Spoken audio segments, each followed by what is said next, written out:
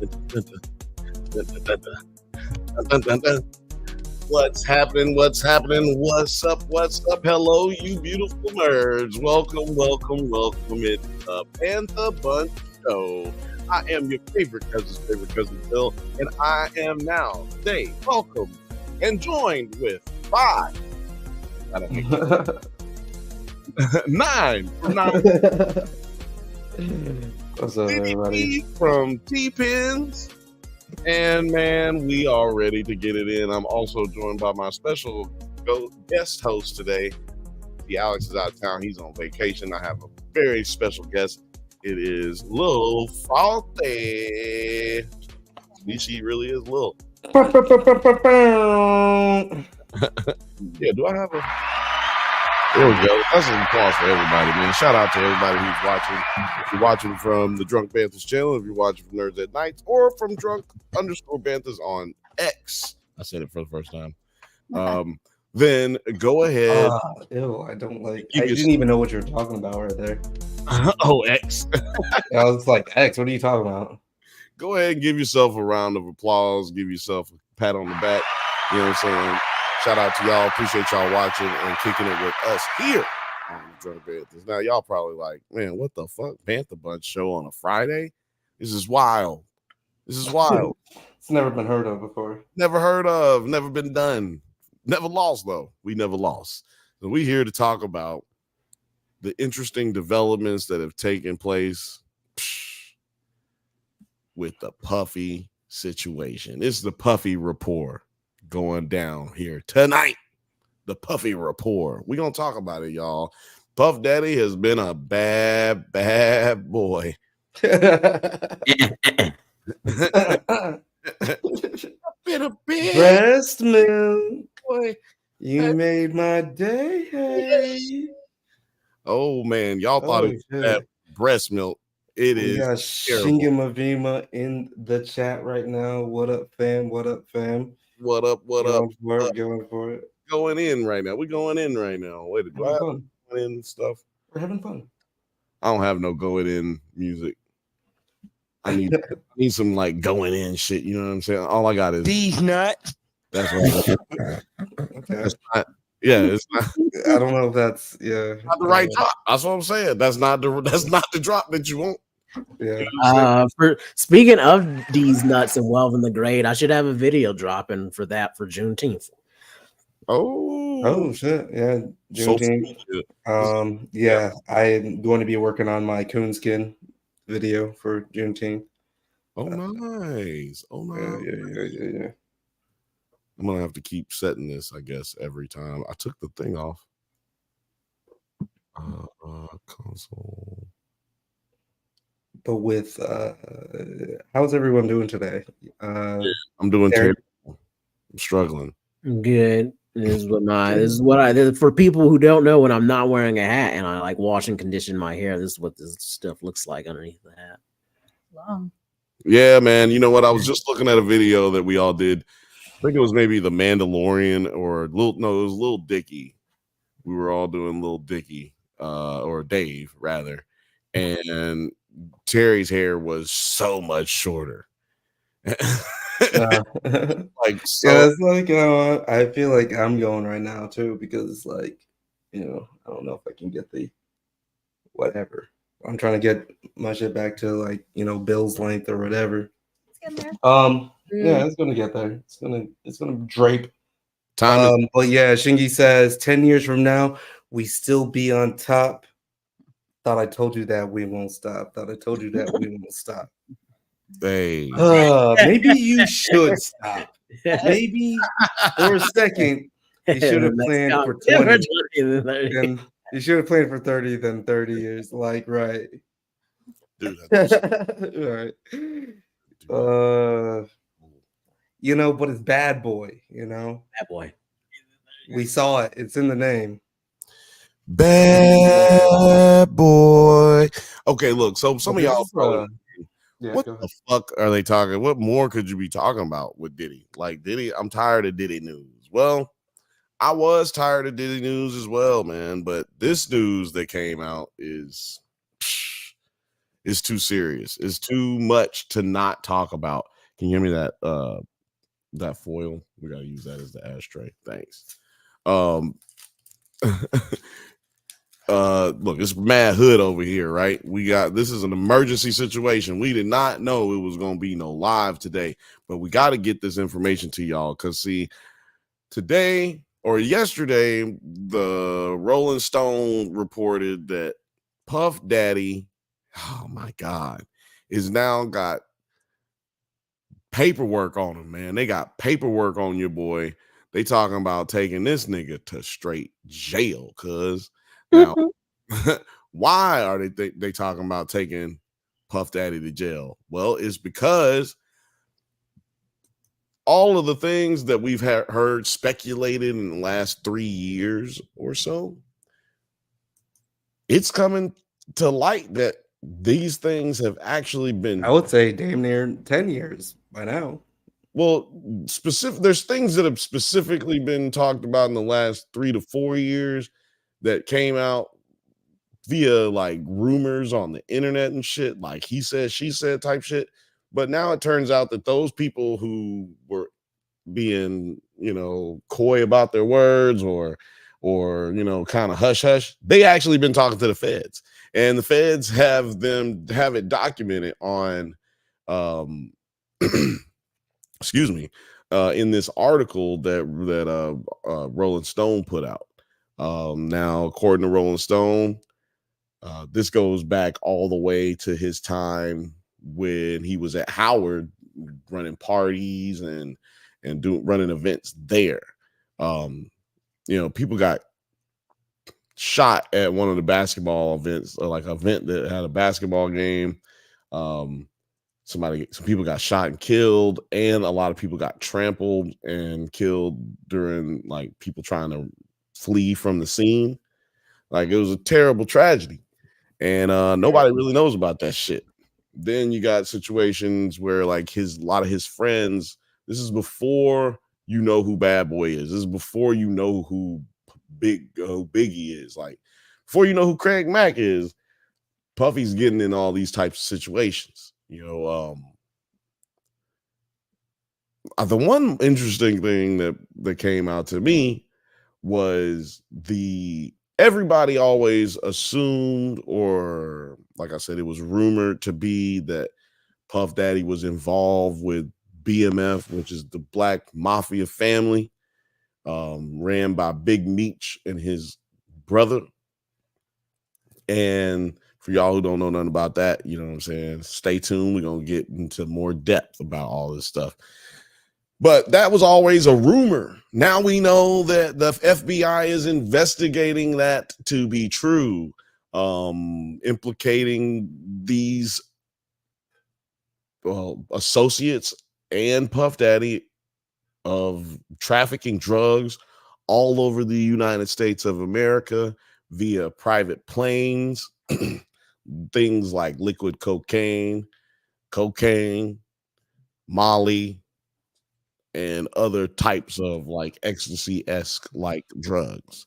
So now the reason I say that this implicates a lot of people, I mean, this implicates hip-hop.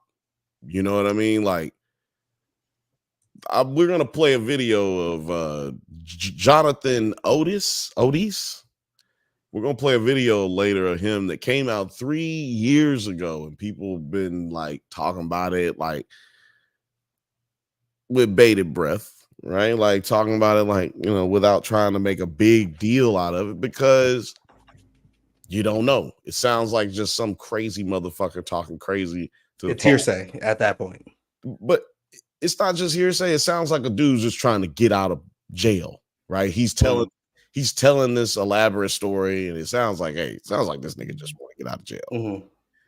But turns out this isn't an indictment, right? I don't think this is an indictment. So it just turns out that within this report that the FBI is building this case to lock Diddy up for the rest of his motherfucking life. is being alleged that the feds are the ones who released that video of Cassie getting beat up, not because they want to destroy his standing in the public eye, but because they want to be able to build the case and establish that, like, this dude is not a good dude. Like, whatever pushback they may get from corporate America and all this other shit, you have to put it out there so that his character is now assaulted to the fact where no one will want to associate with him, and therefore ain't nobody gonna be writing them letters of encouragement like what they did with old Hyde. Ashton Kutcher ain't gonna be writing him no letters. Mila Kunis ain't gonna be writing him no letters. Exactly. We support him. Exactly. Be ahead of that. Shout out to Morgan. What's up, Fifth Bantha? So YouTube is working for now, but Xbox Live is down. Shit. I mean, YouTube is going to be your thing for tonight. Then we're here for you. Right, we're here, baby. If Xbox Live is down, then it should be 13 more people in here at least, y'all. Should be more people in here. Yeah, we got 22 right now, so y'all ain't got nothing to do. It's Friday. You ain't got no job, nigga. I'm about to get you high. Oh man. So before we move on, too tough. We're gonna be in Chicago at a date that I'm not going to divulge just because I don't want nothing weird happening. But we are gonna be in Chicago, all four of us here, including Alex. So I was just curious. We was talking about it earlier. What type of food, before we get into this crazy, sad fucking... No, it's not. Sorry, but no, it's not, Mr. Fifth Bantha. No, it's not. Oh, YouTube. Fifth Bantha says Microsoft is YouTube too, so hopefully it doesn't mess with the... YouTube is strictly under the Alphabet Company, or Google, you might call it. Yeah. And YouTube, different entities, for sure. Yeah, no, YouTube. I don't know what's going on with Microsoft right now, but we don't fucking worry about it. They're not paying us. I was just watching YouTube on the Xbox, so that's crazy that he's having issues. Maybe it's the internet, dog. There was a solar flare, and it was fucking up GPS for real bad during the weekend. So, but anyway, we was talking earlier. For all mankind. We was talking earlier off pod about food places in Chicago. We were talking about what kind of food do you not want to eat? So that's an interesting question to me. And Terry was about to give us the goods. What's the type of food that you absolutely I just can't eat this? Hot dogs. Valid. Like, I like sausages and brats, but I just don't like just regular, just hot dogs. Even if it's all beef? Yeah, I don't really like hot dogs. I'm sorry, I'm just laughing. It's just it went up. God damn, I just had it to where it wouldn't do this shit, and now I can't figure out how to do it. I just ask her. I just had it to where it wouldn't. So like Chicago dogs, I'd be like, no. Yeah, I was actually just about to come at you. I was like, what are you talking about? Like, we're talking about a Chicago trip, and you're saying like you're not even gonna try a Chicago dog, a devil dog. I don't even like the toppings on it too. So that's the first thing. Kind of wild though. If for a moment we set aside the DV and sex trafficking, Puff is the exact biographer of gangster rap. The exact biography of gangster rap. Like, it sounds like he did that for real. LOL. Who would have thunk it? Yeah, that's the interesting part about it. Like the what we would have called the nice guy or the pretty boy of the rap game back then is actually like literally he's the super villain. He's like the dude he's the black hoodie guy right now. Like he's the worst. Super villain, dude. Yeah, that is facts, Shingy. That is facts. For real, Shingy. He is oh my god. I cannot believe I can't find this goddamn thing. But yeah, leave your little, we're just kind of ramping up right now. This has been this is like an emergency type of stream that we're doing right now. So, we're just trying to get our bearings together right now. But let us know in the comments what you guys think about the situation that we're going to be talking about. But also, what is the food that you definitely cannot eat? And it may give us some ideas about how we are going to be celebrating this July 4th all together. And yeah, okay. Bam. Manual focus. Bam. Oh no, wait, that's the wrong focus. I'm trying to figure it out, dog. I'm figuring it out. I like a lot of food, but when we're all together, I don't really want to go out and eat Thai food. You know what I mean? It's kind of basic, and I don't want to do that. FYI. Thai food? Yeah. Thai food is basic everywhere except for here at Market. Was it Night Market? Mm-hmm. They got the best Thai food by far. Yeah, I also say Thai food, and then I'll add in pho. I don't really like pho. No pho. I ain't pho. What? You ain't fucking with pho? I ain't pho. I've been Vietnam like 3 times already, and I don't like pho. They got a lot of other good stuff. Yeah, exactly. It's like they have more than pho. So you would have, if it was a dog, it'd have to be a sausage. Is basically what you're saying. Like he said, he wouldn't eat a dog.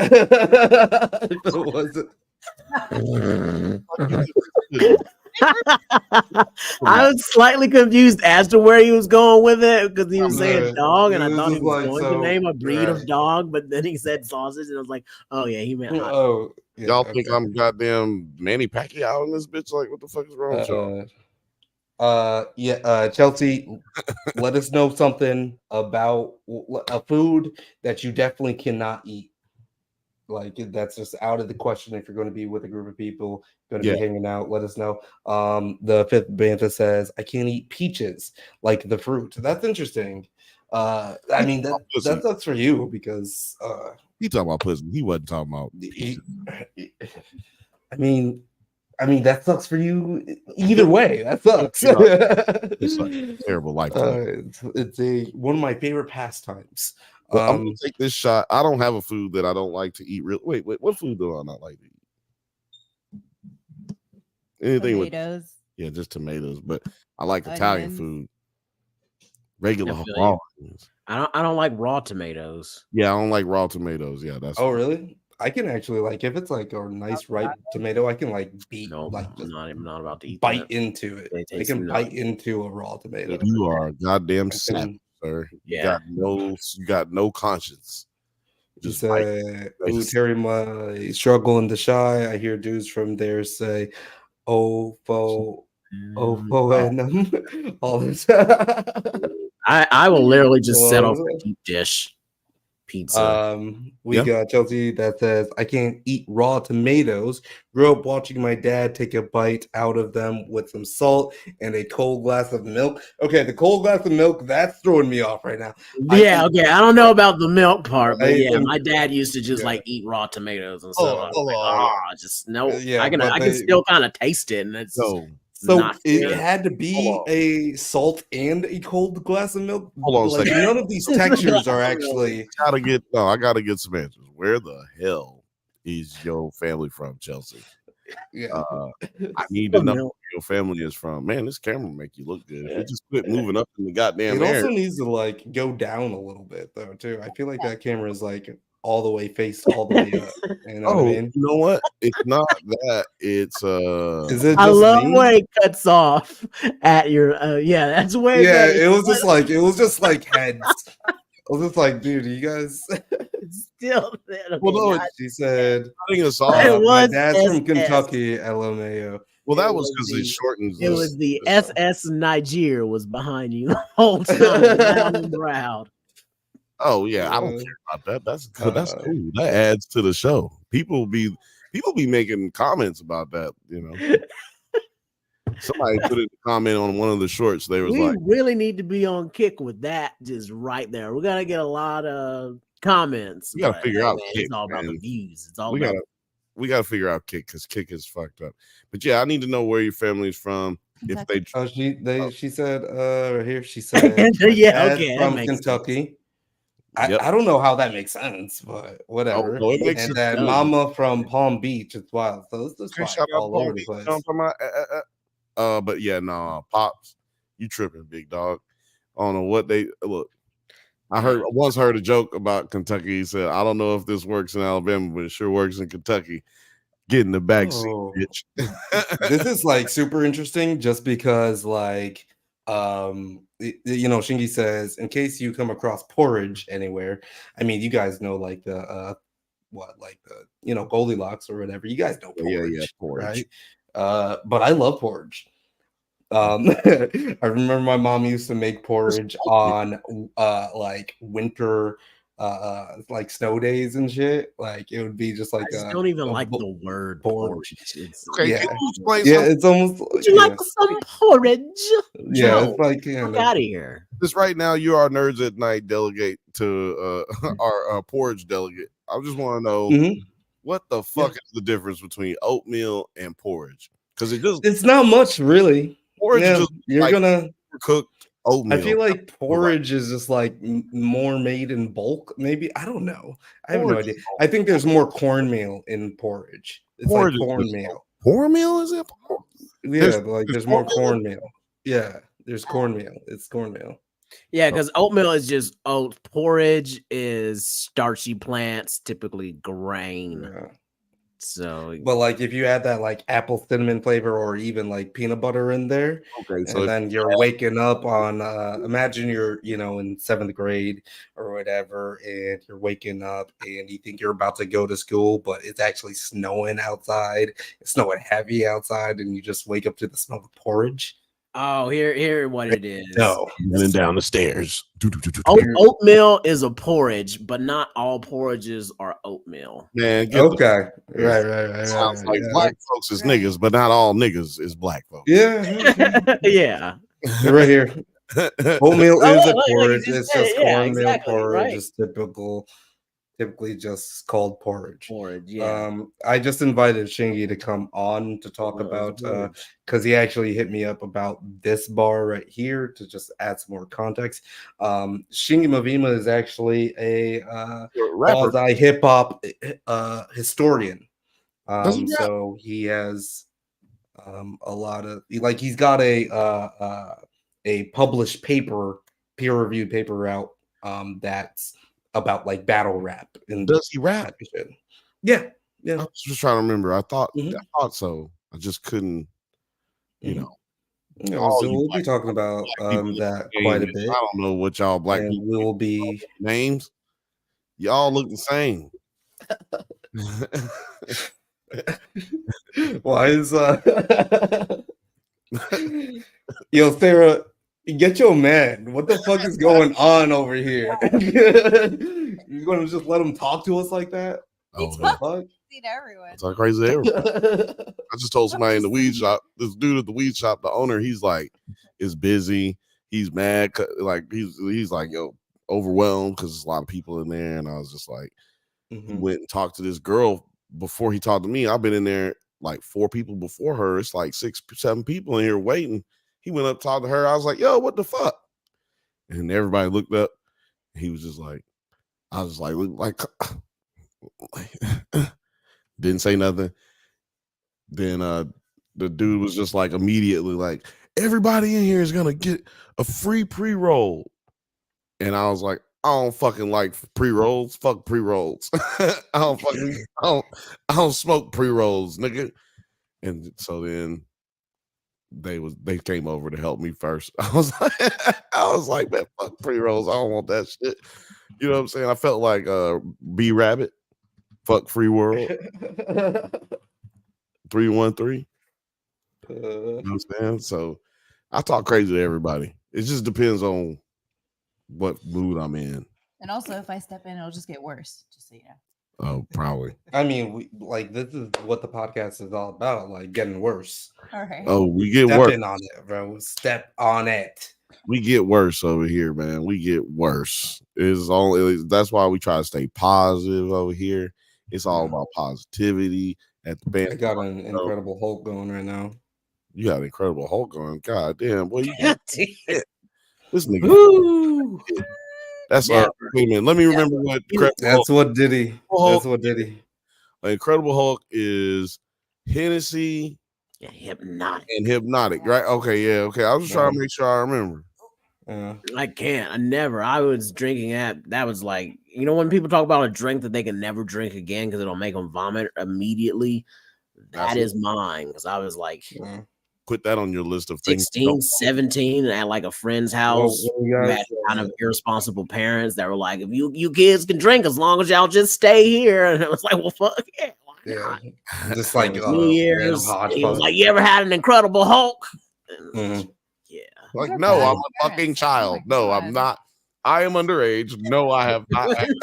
Yeah, why the fuck would I have had an Incredible Hulk? You know what's better is what's they call it, a Thug Passion. That's a better one. Y'all know what a Thug Passion? What is that? What's that? Alizé and what?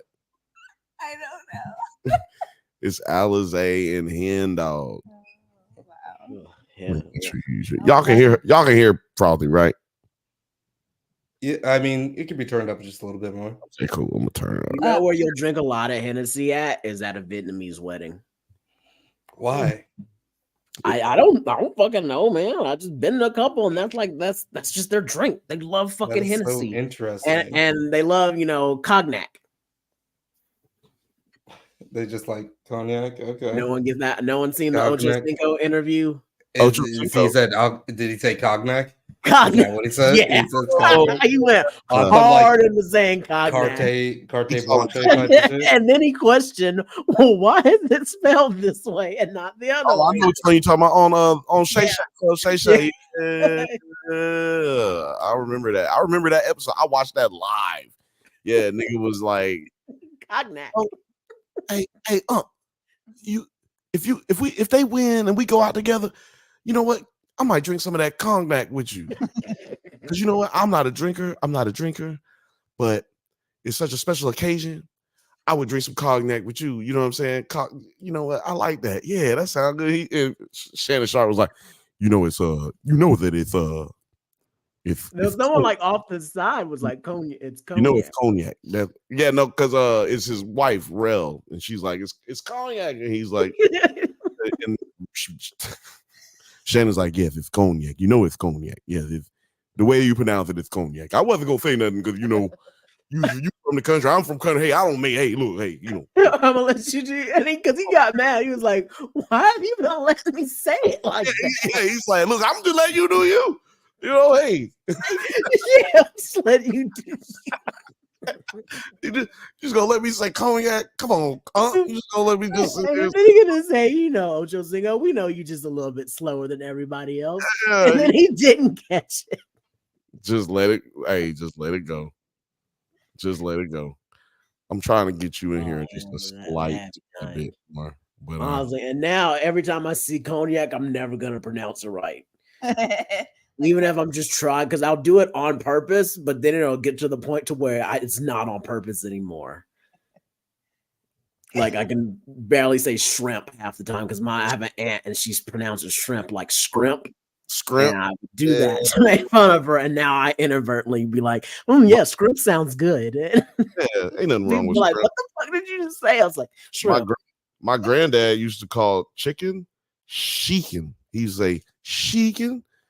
Ooh, and if you was like hype, you say, "Hey, granddad, can we go down to the what you call?" It used to be a store down the way that was like almost like a gas station, but you went in there. It was a gas station, but you went in there and they had fried chicken, like mashed potatoes, baked mac and cheese. Yeah, well, I know about like gas stations that got good food. People don't understand it, and I'm just like, you just don't. You're not from the South. You don't get it. I don't understand, baby. You don't understand, baby. Get some good food from the gas station. Woo! Some of the best you ever had in your motherfucker. Ours was called Poochie's. It was a Chevron, and like the actual store, like so it was a Chevron gas station, but the store itself was called Poochie's. And they had some of the best boudin balls you could get. Boudin balls? Boudin, yeah. So that's what's that, Chinese or Japanese? What's that? Boudin is Cajun, my guy. Boudin. Please don't get stabbed up in here. Shit, man. I'm trying to figure out what it is, man. That look It's from Boudin Louisiana. sound like, don't that sound? Sounds Thai, yeah. That sound Asian. I guarantee you there's some Boudin something, and it might be boo So boo. now we know. It might be doo doo, whatever it means. It might mean doo doo, but I'm just saying sounds very Asian. But where is it from? What is a Boudin? Is it Boudin, it's pork intestine filled with like ground pork and like dirty rice, Cajun rice in it. Oh, hell to the motherfucking no. No, man, it's fucking delicious. You don't even know. Bro, I used to have to do that shit, so I'm good off of it. We used to do that shit. You don't know. Shout out to Montgomery, shout out to Raymond, shout out to goddamn Grady, Alabama, shout out to goddamn Gus Urquhart Way, shout out to Old Long Road. You know what I'm saying? I know I'm shouting out the whole motherfucking Montgomery County in this bitch. You know what I'm saying? We was pulling out intestines, chopping hogs' heads off, popping them ears off, them the snouts, putting them in the jars. You know what I'm talking about? Bow, bow. Fifth Bantha know what I'm talking about too, because he been down there. I took him down there. Sean is my fave. Yeah, Morgan. See, Morgan won't eat no chitlins, but he gonna eat boudin. Yeah, exactly. I don't even know fucking chitlins either. You ain't no chitlins, no tripe, hog maw. I don't No tripe. Like, yeah, I actually don't like any. Like it just. That's what y'all eating. Y'all eating the intestine though. Chicken feet. Yeah, I don't like that. It's not the same when you like. It's just like a small sausage casing is what the boudin is. That's basically it is. Have you ever had rice dressing? No, I've had rice pudding. No, I like dressing. Okay, do you know about cornbread dressing? Yeah. I make that. Yeah. I make that. Okay, so replace the cornbread but with rice. Okay, got it. Replace the cornmeal with rice? Yeah. Huh. Roll Tide. I mean, look, I'm not mad at add like pork meat to it. You know what I'm talking about? I ain't mad at it. Look, I'll tear it up. Don't get me started. I will tear it up. I think I should have put this in the Discord. I didn't put it in. But it's like pork sausage rice dressing. Pork sausage rice dressing. Yeah. Sound like my new album. Title of my new album. Pork sausage rice dressing. It's a country album. We're gonna have to go to I guess Louisiana, y'all, and I gotta take y'all to eat some. Look, I'm good. I've been to Louisiana. I'm trying to go to New Orleans. You ain't eating right. New Orleans again. I ain't never got that. Like New Orleans ago. Oh dang! There's a Discord now, Rachel V. So that's actually the 900 Yards Discord. I will actually try to post that into the description below, like right now, or I could just send you like a specialized like invite or whatever, because I'm surprised that you're not in the Discord by now. Yeah, I'm surprised. But you know what? She doesn't stay to the end on the lives because it's late. Yeah. So she might have just missed it a couple of times that we talked about it, because we don't necessarily make it a big part of the our rundown and the announcements. But shout out to Rachel V. If y'all don't know Rachel V, show her some love in the comments, because she'll show you some love, because guess what? That's all she's about. Love, man. You know what I'm saying? Oh, I forgot that it does that. Back on. I forgot that it does. You know, it'd be crazy if I can like control your Zoom just by also doing that. Dude, that would be insane. That means though. If you guys could control my shit, then I'd be real. Actually, it'd probably be better at this point. But for dramatic effect, we can always just be like, hey, bring it in on me. No, don't worry about her. Just bring it in closer to me. No, don't say that. Don't be rude. Right there. Boom. Got you. Wow, I got you right there. I feel like I had a little bit of a preamble. But yeah, this has all been about Bad Boy for Life. Yeah. I can do that. The title of this video is Dum Dum Diddy. In case you're reading it and you don't know how it's supposed to sound, it's Dum Diddy. And that nigga right there is dumb as hell. Now let's just talk about one of the allegations, right? One of the main allegations that stands out is, well, not an allegation. This is just like one of the pieces of evidence that they've confirmed that they have received out of the raid from Diddy's house is a video of him beating a sex worker, male sex worker, after what I'm assuming is sex, because how else do you know he's a sex worker? If he wasn't having sex with him and some money was exchanged hands in some kind of way. So yeah,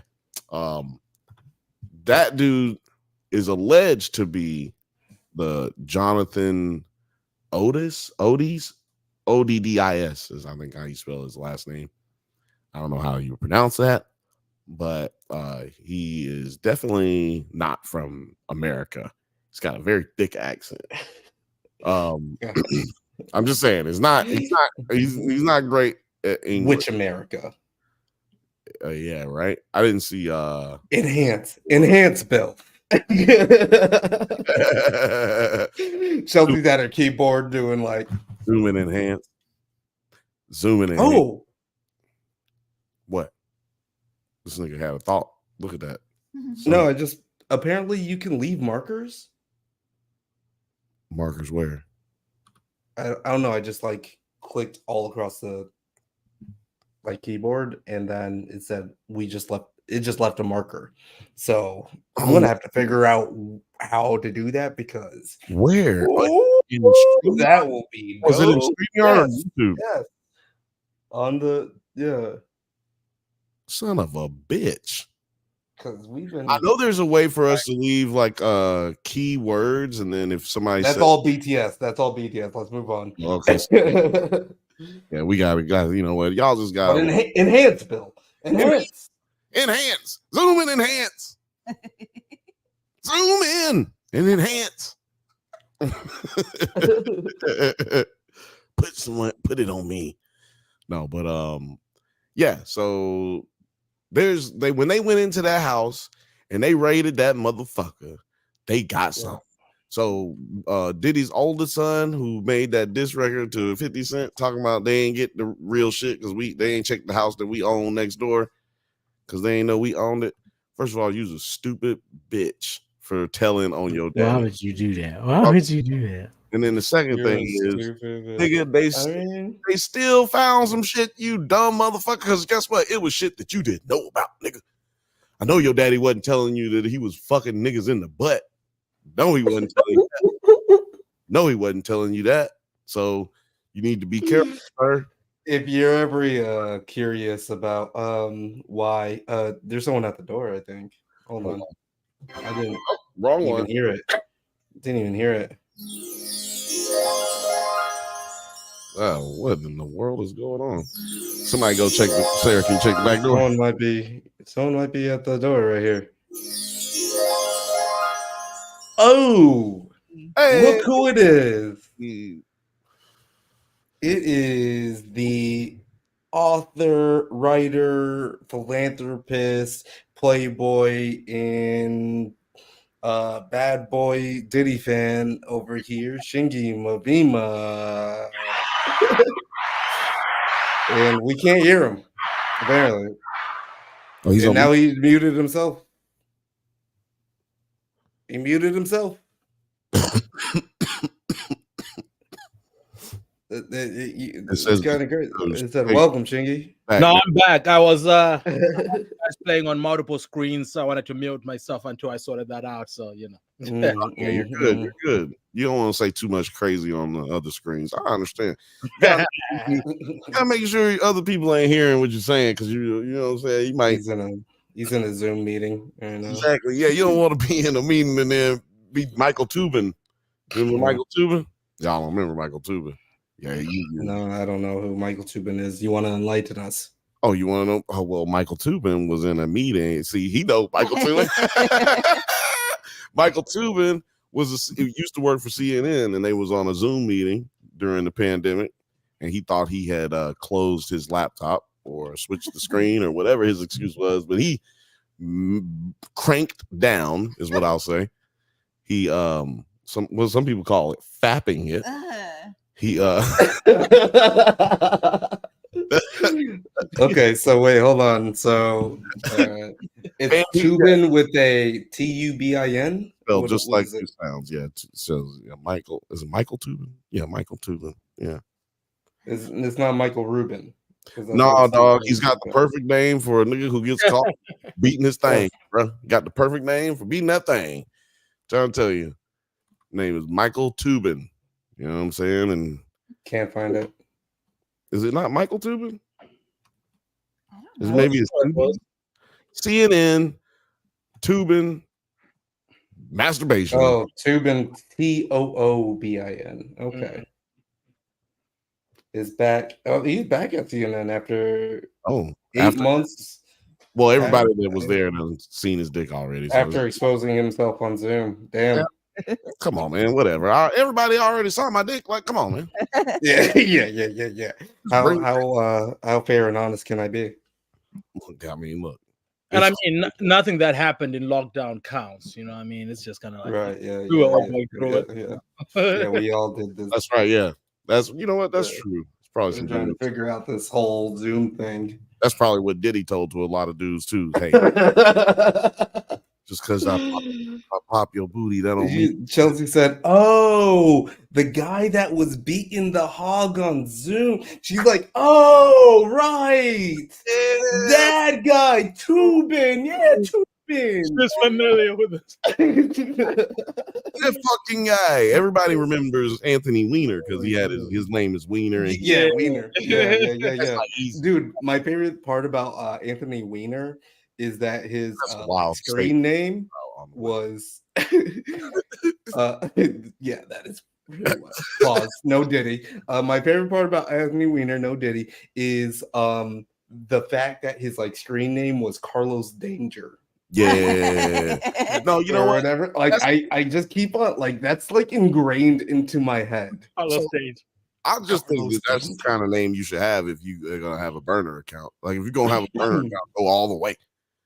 Right. Don't just that's a good name. You know what I'm saying? That's yeah. As far as that stuff goes, that's like you know, that's what you want, right? Like because you don't want to be somebody finds your burner account and it's April Moynihan 6751333. Like, no shit, nigga. Like, you want to have. But like the craziest part about it is that now, like even probably then, you could probably just use the screen name of Anthony Weiner, and it's just like still like people are like it's not going to be the Anthony Weiner. I'm going to just tell you, if you are the Anthony Weiner or you're somebody that famous or recognizable. And you're going to create a burner account only to send your dick and face to women, then you probably should just call it Anthony Weiner. I like how you're saying it's just dick and face. Like it's like like you send your dick and show your face and just dick and face. Right. Yeah. Like, come on, bro. You show like there's no torso. It's just dick face. It's like a nigga balls. No, that statute. It's like a nigga who robs you without a ski mask on. You know what I'm saying? Like, that motherfucker does not care. Okay? But let me just say though that the level of political engagement in the U.S. is such that a political figure, unless you're like the president or somebody like that, or somebody who's like in that space, you can probably get away with people not recognizing, like a bunch of people not recognizing you if you're a political figure. Oh yeah, winner, and you call yourself Carlos Danger. I think I like my chances here, man. Like I think a lot of people don't know that. I think we know Anthony Weiner because of all this stuff. Like I don't think I would know who he was. I definitely would have known, but I'm very much so involved in my own I participate in my democratic existence. I am, but I hope he's doing good. You know what I mean? Like I hope he's okay. Let me tell you, like, he's got the kind of confidence that I know he's doing okay. Let me just tell you. Oh, I like Chelsea's burner account name right there. Chelsea's hold on, Rachel B. Tony Weiner 69. Tony Weiner 69. Yeah, like you know what I mean. like everybody's just gonna be like, oh, it's it's probably Anthony Weiner. It's like the trail is going to go cold. I feel like the burner should be called Anthony's Wiener, just to differentiate it from the real account, right? Yeah. Exactly. He was Anthony's ahead of his Wiener, time. right? If he'd have just started OnlyFans account, Yeah. none of this would have been a big deal. Like this. Oh, I like how because I was just about to say this, Rachel. I was like, I think Tony Wiener 69 is probably going to be the one. Tony Wiener. Rachel is just like, never mind. Chelsea wins. She conceded. I think she conceded. Chelsea would definitely wins the burner account name, but I think Rachel just figured out a whole way for him to have not had to go. Okay, Yeah. right. Yeah. She was speaking more into the specifics of like getting away with it. Yeah. Now, tonight's game is going to be what is P Diddy's burner account name? That is tonight's game. Ooh, I'm gonna go ahead and guess right now. And tonight's segment, the main segment tonight that I have in the that I put in the private chat is, the episode title is Dum Dum Diddy, but the chapter name for this, if you want to skip to it, it's Diddy has been a Rolling Stone. Diddy's been a Rolling Stone. Wherever he laid his hat, he got domed. From about 3 guys. Hey, Bill, I meant to ask. You mentioned April Moynihan, and you put a bunch of numbers after that. Did you just come up with that? Because that's an oddly specific name. Is that somebody in the room? That was literally like off the dome, bro. Crazy with it. So. Yeah. Crazy. I gotta say that Bill has like a weird. Right now. I just made up this Diddy song right now. What y'all talking about? April Moynihan. That's great. Shout out to April Moynihan's out there. I don't mean to offend any April Moynihan's that was offended during the making of this podcast. I do apologize. There's a story out of the UK where, of course, football. The real football, soccer is a big deal out there, right? The real football, boo, boo. So there's a player who played for Arsenal, again my favorite team. He's from Cameroon. His name is Kolo Toure. You would think like somebody who plays football in England is like royalty, right? And he played, he was played in a dominant team, so people would know him. This is like 20 years ago, and he was cheating on his girl, right? That's him, yeah. He was cheating on his girl. He was cheating on his wife, with this woman.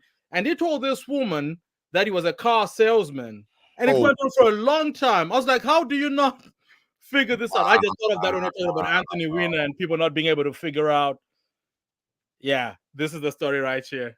Wow. It's incredible. I love it. That's how disconnected you know what? women are from sports. Can I just say something? I'm gonna let y'all a little bit. Right. Hold on. What did you just say, Frothy? I just said I love it. I guess that's how disconnected we girls can be from professional sports. Dude, like that you're actually just like dating someone that's like not just like any team or just like doing this as a hobby, like Arsenal. Like in Arsenal. That team went undefeated in 38 games. That team is known as it's the only thing that's ever happened. So he is all over the news. But also, got some friends, right, who also might just recognize him. But no, he's like, this crazy. This nigga sell like ice cream and shit. This nigga got to be in like commercials all over the place. This bitch ain't got right. This bitch, yeah. He be seeing him and be like, damn, he look just like my boyfriend. It's crazy. Yeah, like you're just walking down, like just like on the like you're like walking past a pub or someone and like or something, and like people are just like, damn, right? And you're like, yeah, like that. I got to do that. Looks just Adelius in the house. Watch your mouth. He says sugar cookies and breast milk would be Diddy's burner account name. That is the first candidate of best whatever. And a car salesman is hilarious. Yeah, that is actually. I have told girls crazier shit and they've believed it. So Okay. I mean, Tell us what. oh, sorry. Trying to seem like you give me on the spot. Sorry. Yeah, no. Yeah, tell us what. Yeah, No, well. I'm gonna tell you. Look, Give him a hard time about it too. I should be given a hard time about it, not as much as they should be given a hard time, because I used to tell girls, me and the homies, we used to go out, and we go out deep, you know what I'm saying? It's like 13 of us, or like maybe even 25 of us, going out. And then we just tell everybody, like, yo, we play for the Braves. Yeah, I play for, I grew up in Birmingham, you know what I'm saying? So go to the beach or something. Like, yeah, I used to play for the Atlanta Braves. And motherfuckers be like, what? We're like, what? Because you are big. I'm like, yeah, girl, you know what I'm saying? I used to play for them. But, I blew my knee out. But yeah, my homie right here, he still played. That's why we out here right now. Yeah. And boom, you know what I'm saying? Cheeks. Right off the top. And being that thirsty. And I'm like lying about my. I'm not lying about everything.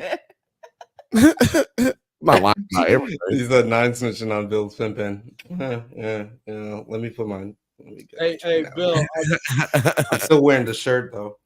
Yeah. Any questions? Any questions after this little seminar? Any questions? No. I mean, Chingy, you got one? Yeah. And I don't know if you've ever used this 9. We've never really spoken about game tactics, you and I. Well, maybe we have. I don't got game, bro. But I think because I don't play no games. But because I think I sound way more African than you do, especially when I do this, it works better for me. So I used to tell when I first got here, because I realized that if I'm gonna be hated on for this in some spaces, I better maximize how much I win due to it in other spaces. So I'll tell them my father is king of a small African country. And make myself sound and play on that sort of man. That gave me you used to get game off of that right there. Oh my god, the kingdom of Zamunda. Yeah.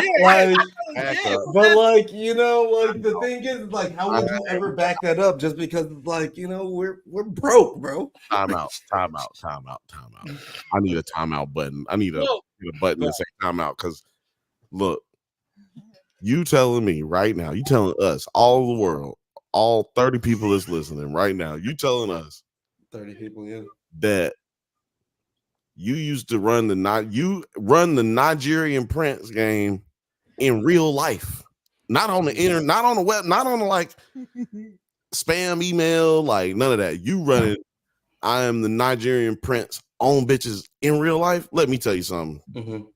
Hold on a second. I got something for you, sir. You're right. Lord have mercy. How in the world we just got to goddamn just, and then for them bitches that's falling for it. Yeah, I mean, we're I think, man. I mean, most of this panel is still singles, so. Or half of this panel is still single. No, man. That was good. Work. That's a good one. What's the best pickup line you've used? Put it in the comments. Male, female, whoever you are, put it in the comments. Let us know your best pickup line that you've used or you've heard or whatever. Yeah. But like, as we are getting on to this, all bad answers, by the way. I'm gonna have to change these. I need all bad answers for those questions, by the way. All bad answers. Give us your best pickup line. Let's go. Best one will get a t-shirt, a Drunk Banthas t-shirt, and you can get yourself one on your own by going and clicking in the description. You can go ahead and click the merch right here. If you're on Twitter, you need to go over to the Drunk Banthas channel or Nerds at Night and go ahead and click that bitch. You know what I'm saying? Read it, Shingy. Read it. Othelia says, "Be honest, Shingy. Were they white women?" No, no. You would think, right? But I think it was a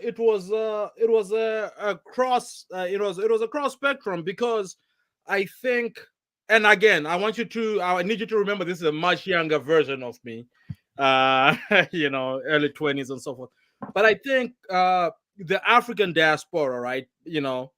is very much. Oh, here this nigga goes.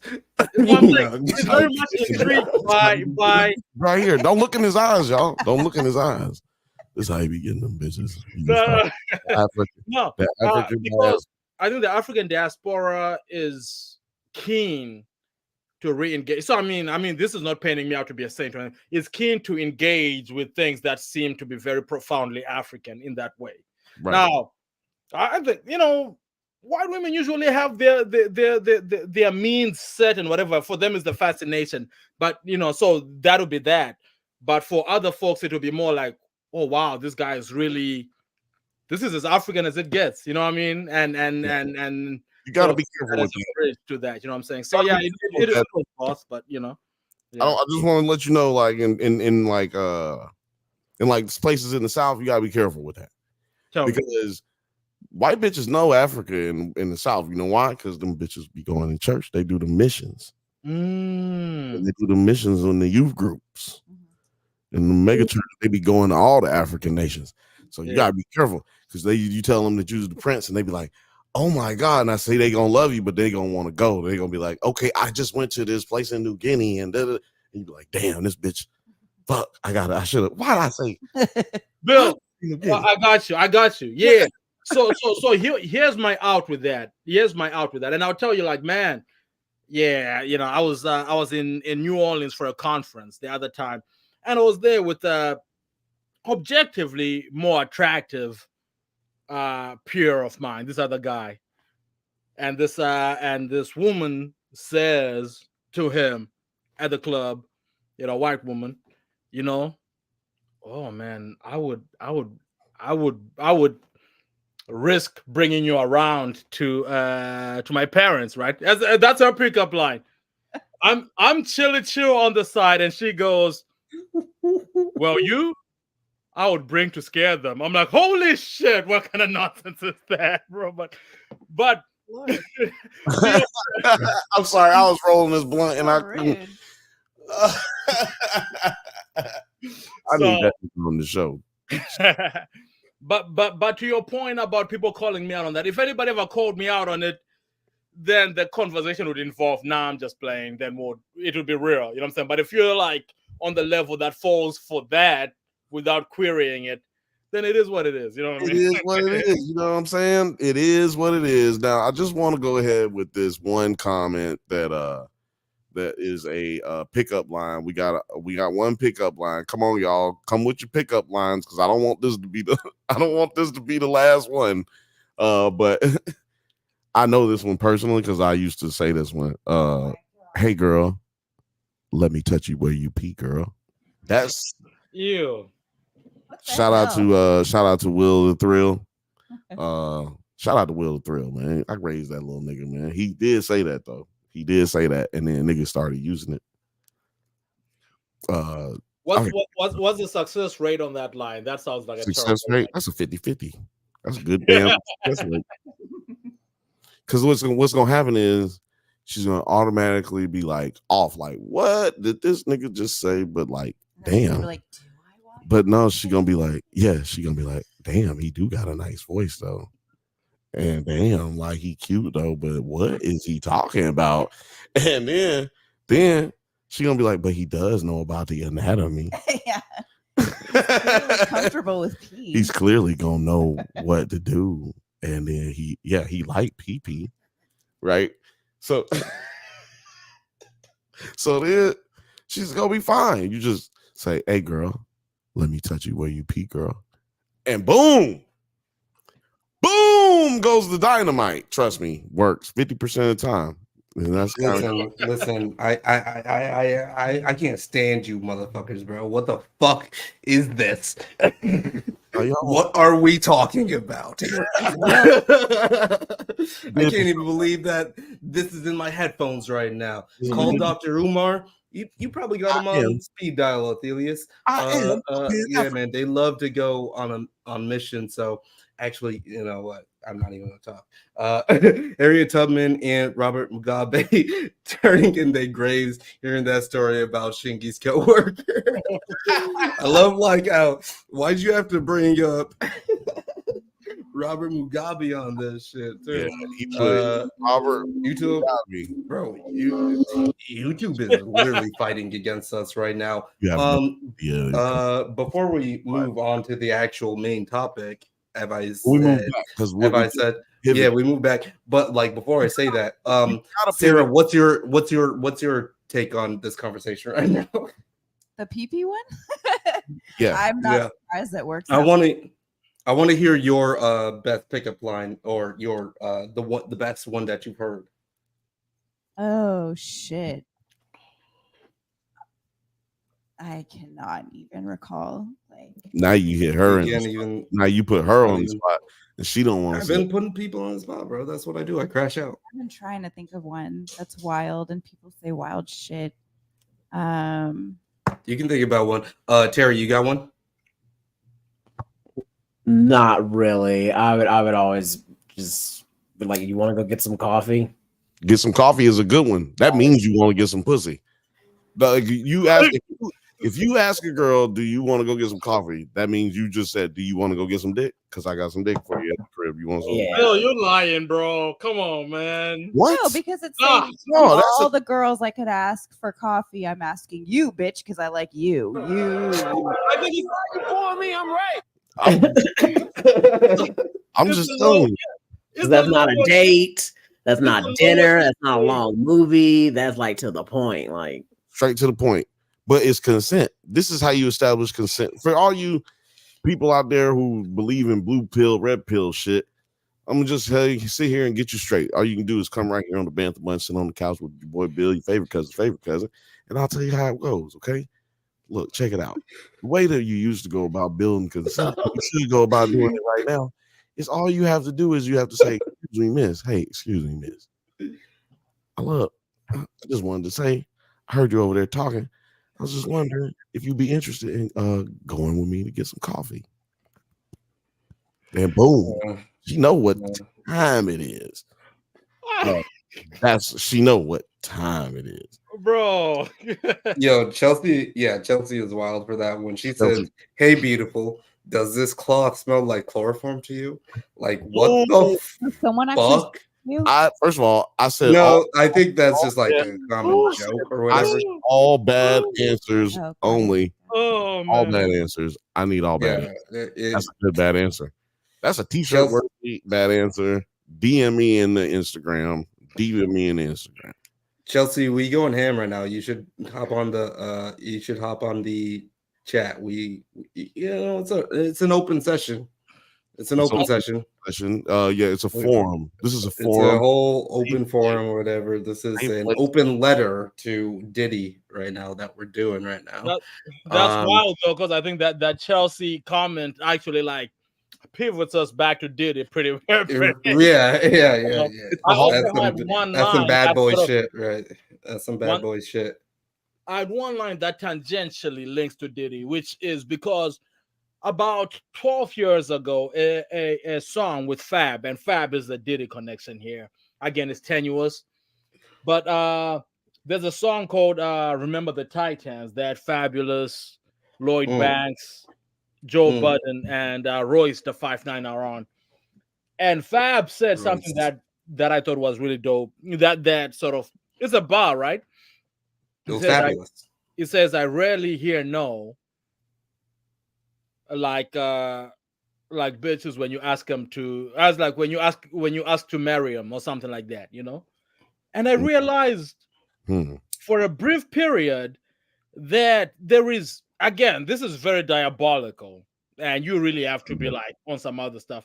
I realized evoking marriage at that, you know what I'm saying, is one hell of a line, bro. Like that, girls really like that. You know what I'm saying? Like, you know, So I would like, you said at a certain age, like that shit works all the time. Like that's yeah. You just say that your works on anybody from 25 to 51.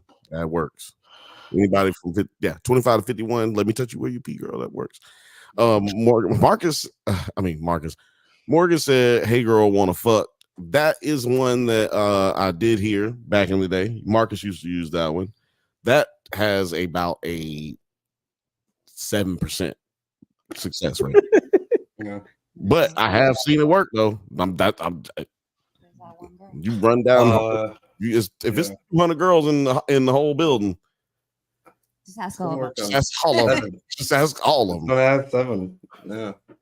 Who knows what's gonna happen? Who knows what's gonna happen? Just go ask everybody. But okay. Yeah, back to chloroform. From chloroform, can I just go into our main topic now? Yeah, no, I'm saying I'm going in from chloroform to kidnapping. And that is one of the biggest things that Diddy has to worry about. You see, Puff Daddy, that video that came out where him attacking Cassie, see, he didn't just beat her, but he drug her back to the room. What we have to assume is back to the room. And that is technically kidnapping, taking someone against their will. He drug her more than 4 feet, so that would be kidnapping. This assault charge would be falling outside of the statutes of limitations. But kidnapping in the state of California, there is no statute of limitations. So that will be one of the charges that gets brought up. You can guarantee it. Also, this motherfucker, look at him in his towel and shit. What the fuck? This motherfucker paid people, as we know, to get rid of this tape. So that's it. Yeah. So there you go. You're gonna have to deal with that shit. And that's a trigger warning too, because I played that without a trigger warning, but this video is disgusting. It's disgusting. When I first saw this video, or when I first saw proliferating around the internet or whatever, or the headline, I was just like, oh, it's going to be some, maybe some this type of thing, or on the realm of the Beyonce, Jay-Z elevator type of video, where it's just kind of like this, but this is way more with a domestic violence situation. This is not what fucked up. But also that means you didn't read the actual lawsuit that she brought against him, because you can just voice this shit So she, I like how people just listening, leaving addendums. Yeah, it was a serious moment. I didn't want to interrupt. Right. Yeah, we're doing we can. I'll start it, and then we can maybe get to that later. Okay. But yeah, there's a lot of so what happens after that is Diddy apologizes, right, on video. So what he did was he admitted to committing this crime, and this is a lawyer's worst fucking nightmare.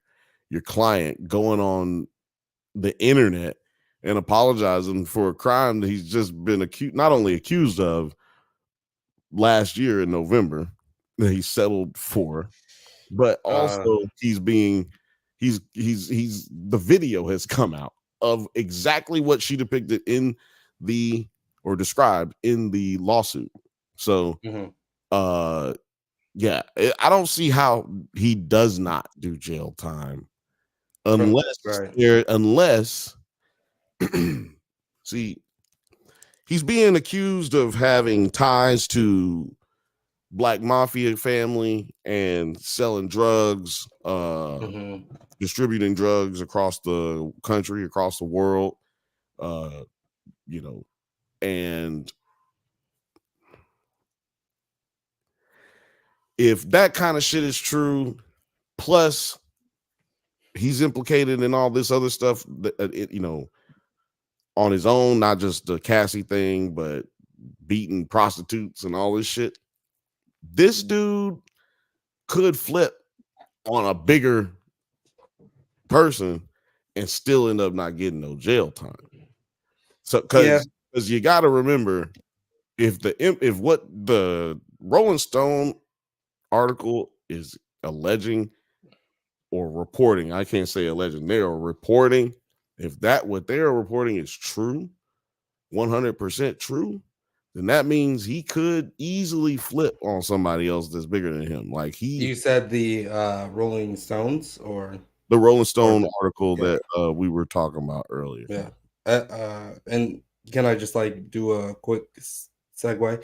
Because what I was going to do is try to go through the Rolling Stones article. So it says Bad Boy for Life, Sean Combs, History of Violence for Decades. Sean Diddy Combs was hip hop's boisterous showman. Now dozens of former friends, employees, and bad boy artists alleged an abuse menacing figure behind the facade. I'm not going to subscribe or log in.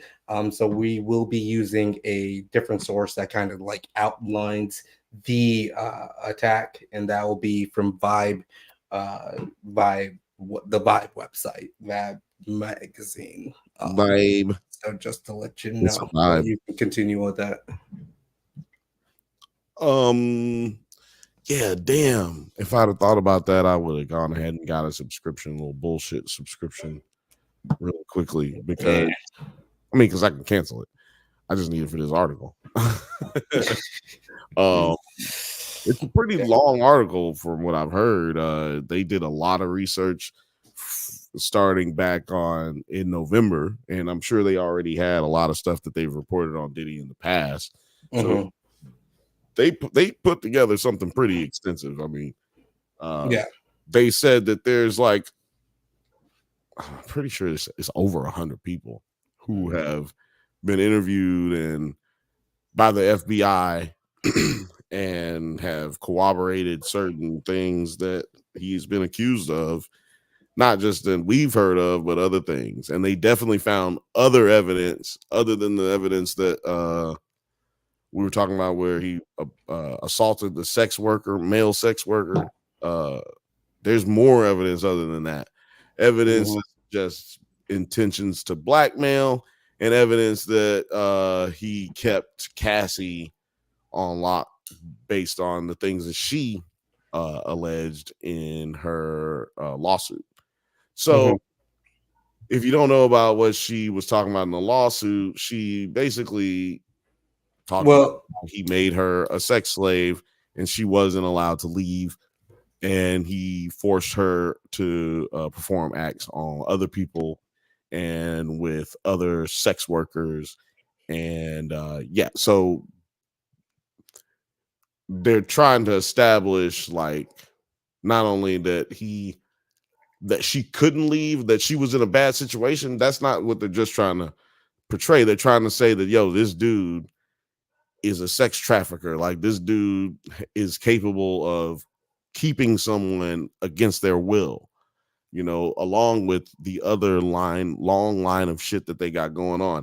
In the article also, they say that they're building a case to make sure that this is a open and shut case. They're not going to pull out an indictment on this man until they know there's no way you can get up out of this.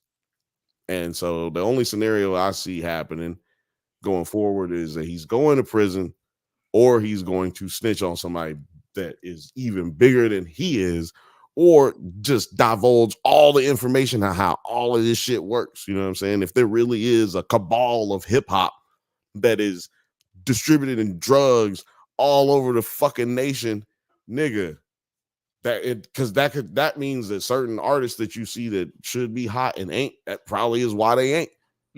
Right? That could tell you why certain things happen and why certain things move how they move. Why is look, let me just pull up this video, because dude talks about how Puffy and well, I was gonna do the thing, just I don't want to pull up watch that other you want to I don't want to pull up the whole video. We can try to. It's a 27-minute because what I was gonna do is have you pull up the video from when we get to that part, okay, or whatever, because the Vibe is saying the 7 most shocking claims from Rolling Stone's expose on Sean Diddy Combs. Does that seem like a good way of doing it? Absolutely, like kind because of you're gonna hit some whatever. points, and whatever point. Yeah, so we can just do it like whatever that. they don't hit, we'll go back over. Right. We can get So, but because I'm pretty sure that they go into that on their, points. But like the fact that there's like 7 bombshell things in that Rolling Stones article, there's more than is 7. yeah, There's right, way right, more than 7. yeah. But like we can hit up the main points. It says 2 years ago, Sean Diddy Combs was honored with a standing ovation as he accepted the Lifetime Achievement Award at the 2022 BET Awards. Just last year, he accepted the Global Icon Award at the 2023 MTV VMAs, where his children stood beside their music mogul dad on stage, describing their father as a little bit of strict, a little bit of fun. Ultimately, star Jesse James and Chance dubbed Diddy as the best dad ever. Christian Combs added that he's watched his dad since he was young and described himself as a businessman's biggest fan. Although the 54-year-old may have been a superhero to his children, for others, he's been the immortal villain in their story for years. God damn. An immortal villain is like some anime shit. That's writing, ladies. That is some that's some anime shit. Yeah. It is That is like, bro, an immortal villain. That's some crazy shit right there. Set it up. All the heroes, like set it up. yeah. Yeah. You either die a hero or live long enough to see yourself become the villain. Jesus Christ. Thanking God that night and a list of people who have contributed to his powerful and successful career, including Cassandra Cassie Ventura, whom he was just seen assaulting on video early this month. Diddy asserted, "Anything I do is through love. That's what I evolved to be, and that's what I'm doing right now." I'm just going to take this chance to just again. Hold on. That's it right there. So as he's saying, anything I do through love, that's what I evolved to be. That's the evolution. This image should be he evolved to be some type of thing. This is when he started calling himself Brother Love. And so that's what the significance in that is. Yeah. He started calling himself Brother Love around the same time that took place. The significance in what he was saying in that statement. It's because he's trying to distance himself from what he knows is a reputation that he's developing, because what people ain't talking about is, he did beat his son's football coach, wide receiver position coach, with a fucking kettlebell at UCLA. Christ. So we know that happened. That was on camera. You know what I mean? So and this is all around that same time is what I'm trying to point out. He's trying to create this image of yo, I'm Brother Love. He made an album, a Brother Love album. So here's my thing. And Bill, let's put a pin in this, because I want you to expand on this a little bit. Yeah. You say it he might roll on somebody bigger, right? How much bigger does it get in the hip hop game than Diddy? This billionaire who's been the music exec for 30 years. So there's that. But I also wonder if he is consciously lying about evolving. But to me, it sounds like he's the kind of guy who believes that's who he is. You know what I'm saying? I don't think he's lying to just say oh, I did this, but I'm gonna, I think he actually thinks, even when he gave that apology, as baloney as it was, I think he lied about getting the help. Yeah. But I think he legit believes that suffices as penance. You know what I mean? So, but yeah, I'm interested in that. How high do you think this could possibly go? Who is bigger than Diddy? You know what I mean, so to speak. Great question, because first of all, you're absolutely right. Dude is anyway, you're absolutely right in everything you said, but who is higher than Diddy? If we're talking about the implications that he is a drug dealer, essentially, like he's a drug distributor, then that means he got a boss. And if he's a part of the Black Mafia family, that means his boss is Big Meech, and his brother, I can't remember his name. Is it Chris or Terry? Damn, I can't remember. It's Terry. It's Terry, his brother, Big Meech's. Oh, Yeah. no. Oh no, Terry. Diddy T, how do you feel about Oh no, I'm out that? Diddy T, what's going on, bro? Yeah, those guys sell drugs for like, so it's like, okay, Black Mafia family, BMF, they were known for selling drugs. They go to prison. Who do you think they were selling drugs for, or selling drugs from? Like buying their drugs. They buying their shit from somebody. They're not making it. So there's always a bigger fish. There's always, and also he could also give them the network. You dig? So he don't have to just give them somebody bigger than him. He could give them the network, and they could end up getting in that network and infiltrating whoever is up higher up the line than that. It's just now the FBI is not concerned about that. FBI is concerned about things that they can really focus on, which is in the United States. Right. So now maybe that's a D. Maybe that's a D. See, that's what he's doing right now. He's checking up on the package. He's deleting the info. He's like deleting the. But yeah, so yeah, there's always somebody to go up higher up, but yeah, but even without going higher up, yeah, like I said, he could just give them the network, and that would probably be enough to get out of jail. You know what I mean? Okay. I want conversation from everybody on all of these claims here. I'm about to go to those right here. Yeah. The first claim here, Diddy's abuse allegedly dates back to college.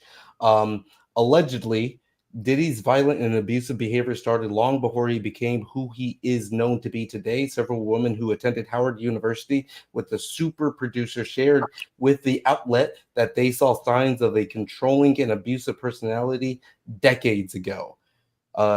I mean, is it hard to get into Howard? Because I feel like it's hard to get into that. Like, you know, is it hard to get into Howard? Yeah, nigga, what? Yes, it is really hard to get into. Yeah. It's hard to get into any of those prestige. Like that's like, you know, always anyway. Per allegations, there were incidents involving unwanted touching and fits of rage on campus by Diddy and women he was interested in. One woman claimed that she kept as far away as possible from him after he caressed her back without warning. Another former student claimed that Combs flew off the handle after she called him out for cutting the cafeteria line. Additionally, which is like just so, I don't know. That's some high school shit. Additionally, another former student alleged that Diddy would repeatedly harass a young lady by tapping on the window of her English class to get her to skip class. She would tense up when Combs appeared. A former student who sat next to the woman in class told RS he just had a weird controlling thing. I felt like she was fearful. Sheila, come on, Sheila. That's actually super weird because, like, how are you doing that when somebody's already in class? Like, you can't get someone to skip class when they're already in class. It's exactly what I just did. You in there talking to everybody. You talking to everybody. I'm in here like, Sheila. Yeah. I'm giving my fucking presentation. It's a power move. Yeah. That is insane. Presentation. I'm giving my presentation. I'm like in front of the old whiteboard, and I get. I'm not gonna lie on the glass. If I'm in my 20s and somebody does that shit, if I'm like a nigga in my 20s, we in college, we in class, and a nigga does that, I'm gonna think that shit's probably one of the coldest things I ever seen in my life. You know what I'm saying? Not that he should be doing that to pick up a bitch, but just like one of the coldest shits I've ever seen. Yeah, so like. This is kind of like knocking on the door. He don't give a fuck. Like that's what I would. You know what I'm saying? It is like so ratty, but it also like everybody's going and they just come outside, girl. Yeah, the professor's just going off trying to take a test. Come outside, girl. It is like, I know, man. The college professor in me kicks in at this point. I think like that is not, like, yeah, no, bro, you're about to It's fight never with gonna me as a happen. professor. Before we even get to the student, don't be doing Yeah. that shit outside my window, bro. But I think the big thing for me is I'm glad we're providing this context, because if that is right just at the beginning of all this shit, bro, there's so much you have to get away with, because already to me that is such odd behavior that we need to stop him right there. You know what I'm saying? Right. Like he's already Right. like, it's already too much at that point. Okay. Well, yeah, this is where it gets odd. It's odd, but I could also kind of just like, account this as just like weird high The school to college college thing, type of yeah. behavior. You know what I mean? Right, Like which- motherfuckers just way too turned up. But let me just get to the part of the article, Thought it was cool. and then I want everybody's opinion on like how this takes a turn here. He had a weird control thing. I felt like she was fearful. In another incident in Howard University, an anonymous woman told the outlet that she witnessed Combs outside of their dormitory screaming belligerently for his girlfriend to come outside. The sources added that shortly after Diddy, who went by Puff at the time, so he went by Puff in his Howard University days, which is like so interesting to me. I don't know. But was heard and seen attacking his then girlfriend outside, literally whooping her with his belt. Puff is out here acting crazy. He's beating her. The fellow students recalled he screamed and hollered and acted a stone fool until she came downstairs. Said another Howard University student who witnessed the alleged attack. She claimed he appeared super angry and was screaming at the top of his lungs, and that he whooped her butt, like really whooped her butt. Speaking to the terror written all over the victim's face, the woman added she was trying to defend herself a little bit. She was crying, and we were telling him, get off of her. We were screaming for her. Okay, so that's like that's just claim one right there. That's insane. Yo, I just want to chime in on here because, like, bro, like, like there is no acceptable or whatever, what I'm saying, way in which this could happen, right? But I think, like, when you're beating somebody with a belt, right? Like, like I think the normal crazy person might slap some or whatever, but for you to take your belt out and start beating, there is a level of you can't touch me that comes with that. It's so crazy to me that I can't. That's not even like he lost his cool and slapped somebody. You know what I'm saying? Like that's like on some. He's just used to that shit. Yeah, like you feel like you can get like it's. I don't know, man. It just. I'm gonna tell you what it is. It's some old school bitch. You better get your ass down here, goddamn it! What the fuck wrong with your ass? Yeah, like I'm trying. Like he grew up like that. Do to me. There's nothing anybody can do to me. You grow up like that, like he grew up like that. He grew up on that side. There's no way that. But also, let me just also say this: there's plenty of people who grew up like that and don't act like that. I don't like act like that. Right? You know what I'm saying? So I just want to make sure we, what I'm saying, give it all perspectives on it. But because I'm just saying because it's a choice. He grew up different though.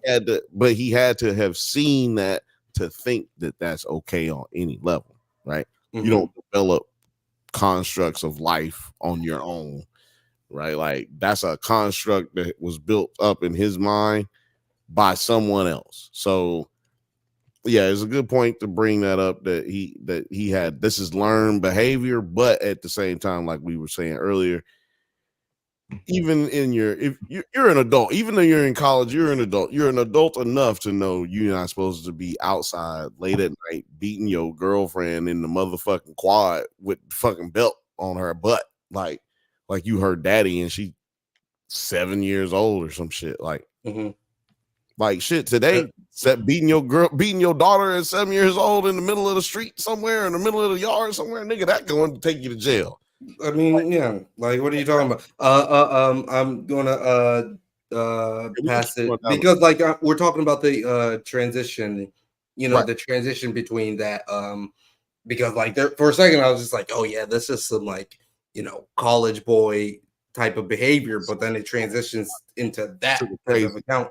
But yeah, I want to go around the horn. Sarah, let me get your thoughts a little bit on that. I mean, I would imagine that he grew into a person who saw that as a small victory. He did that and got away with it.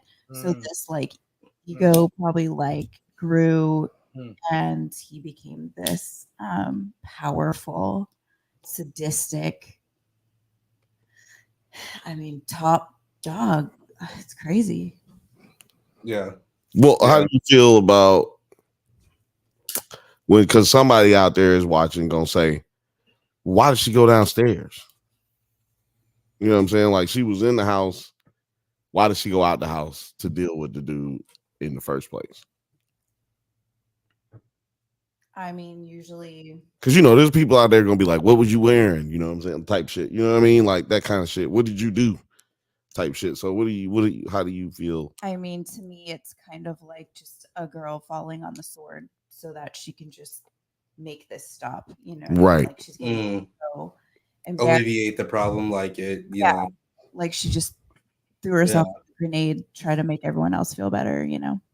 Well, I guess like it's also the thing about like there's like witnesses and people all around and shit. Like tripping me out, like all these witnesses, like nobody went to campus police, nobody reported this to anybody, no one, like, and especially like the knocking on the windows during class. And I felt like he probably dated multiple women during college in his 4 years there. So it's like nobody saw this dude was a problem or did anything about it. Like, just damn. And why do you keep getting multiple women, even though you're known as a fucking terrorist on campus? And I'm gonna tell you why. Well, hold on, because I was gonna just pass it to like Terry, because I was gonna pass it to Terry after Frothy. No, you that's what I had to say about it. That's it. Okay. Well, no, I was just saying I had a theory as to why he, you know, felt that way. I mean, why he was able to do that stuff, and it's because Puffy's daddy is a big time gangster. Everybody know that, and I think that he was probably able to supply certain things on campus at Howard. You know what I'm saying? Where a lot of people coming from big time nerdville households. You know what I'm saying? Never really did a lot of stuff. And, you know, ain't got access to stuff because they far away from home. And I think he was able to probably provide a lot of things there that with, you know, and like we were talking about earlier, he's a promoter. He's, you know, he's getting into that lifestyle early in the game. So that little bit of tinge of I got access to things you don't got access to will sometimes make it where people won't say shit. You know what I'm saying? Make it where people ain't.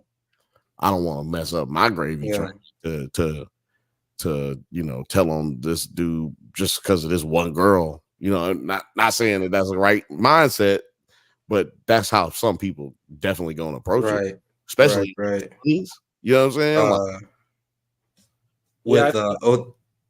Othelia says Diddy dad worked for Frank Lucas back in the day. So like, is this actually like changing my perspective a little bit? Like Diddy a little bit of a nepo baby?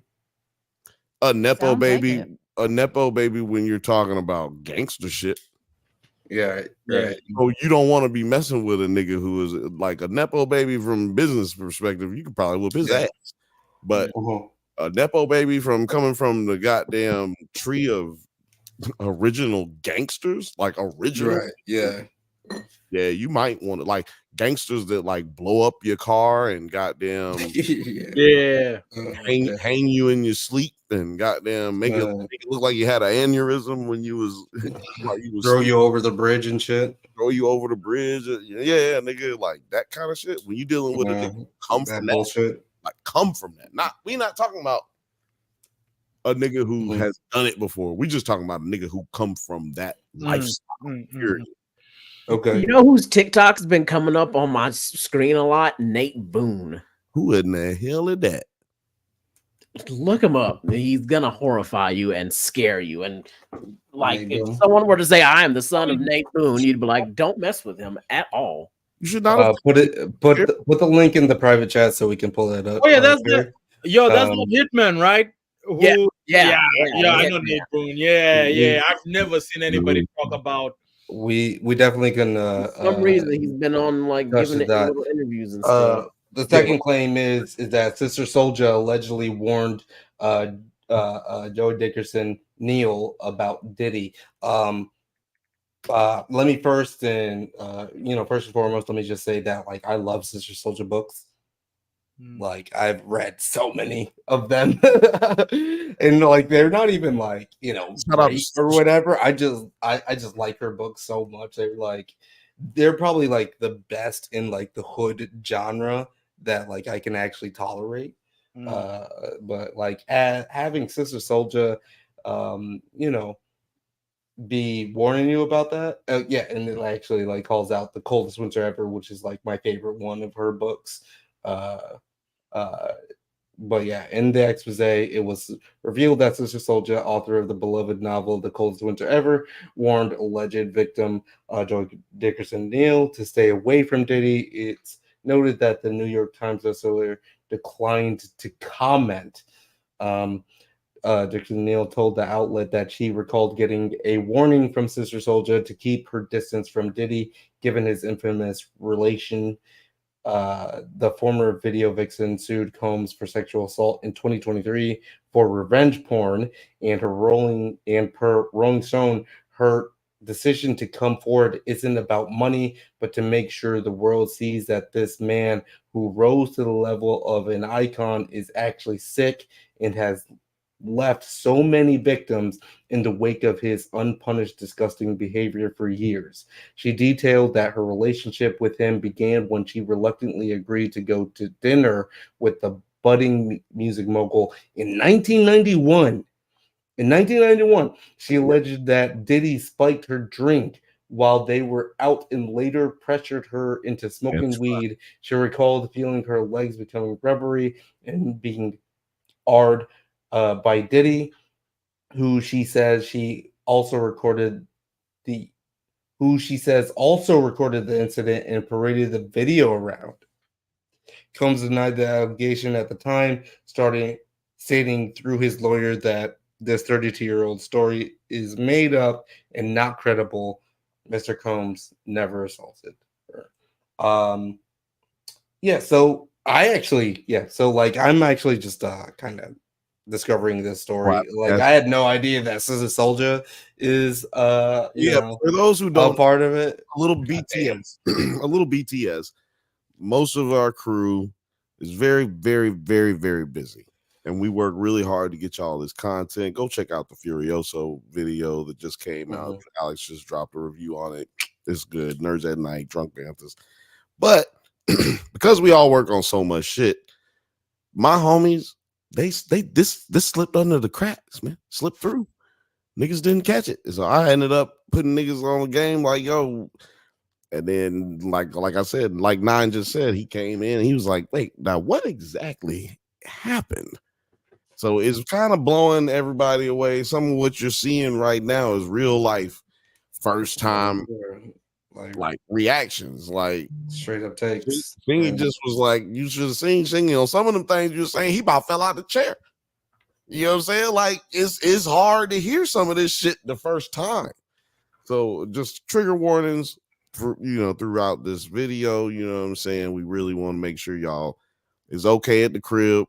But like Othelia said, this video went from Diddy to something crazy off the rails, then back to Diddy. Like we gonna make sure we stay on topic, but this is a hard subject to talk about. You know what I'm saying? So y'all in a safe place. If you want anything you guys want to say it in the comments. Let us know what's up. But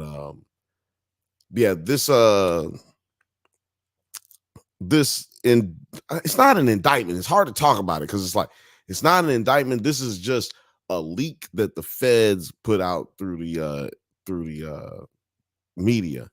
What's the other? Because I can't see it on here. What's the next little charge or a little moment? Yeah. Like I think that one just kind of like caught me off guard because I was like, Sister Soldier. Oh, what yes. the fuck?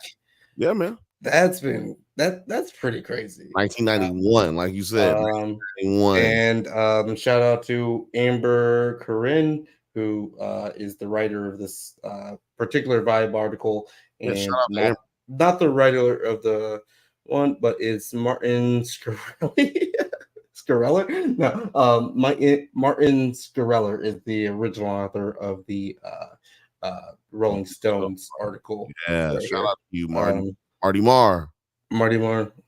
Number 3, Diddy allegedly attacked a woman in his own Bad Boy office. So Kirk Burroughs, Bad Boy co-founder, partner, and president, shared that he once saw Diddy attacking a woman inside his Bad Boy office in 1994. This shit is just like so crazy, just because it's like how it just spans across like decades. It's pretty intense. And allegedly, an ex-employee told Rolling Stone that she and Burroughs had to tear Combs off of a woman after hearing screams and the sound of shattering glass. The alleged victim declined to comment to the outlet.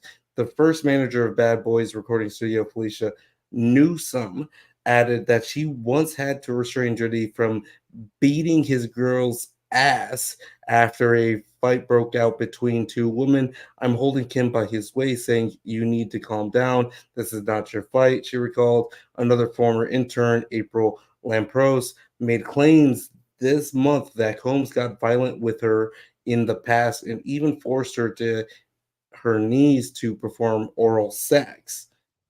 Whoa. I mean, that's R-ing someone. She claims that he sexually assaulted her on 4 different occasions. According to TMZ, Lampros claimed that in 1996, Diddy ordered her to his apartment where she was introduced to Kim Porter. She alleged Diddy drugged her and Porter, then forced them to have sex as he masturbated. Now, Kim Porter is wife at the time, or would be his wife. Yeah. Whoa, be his wife.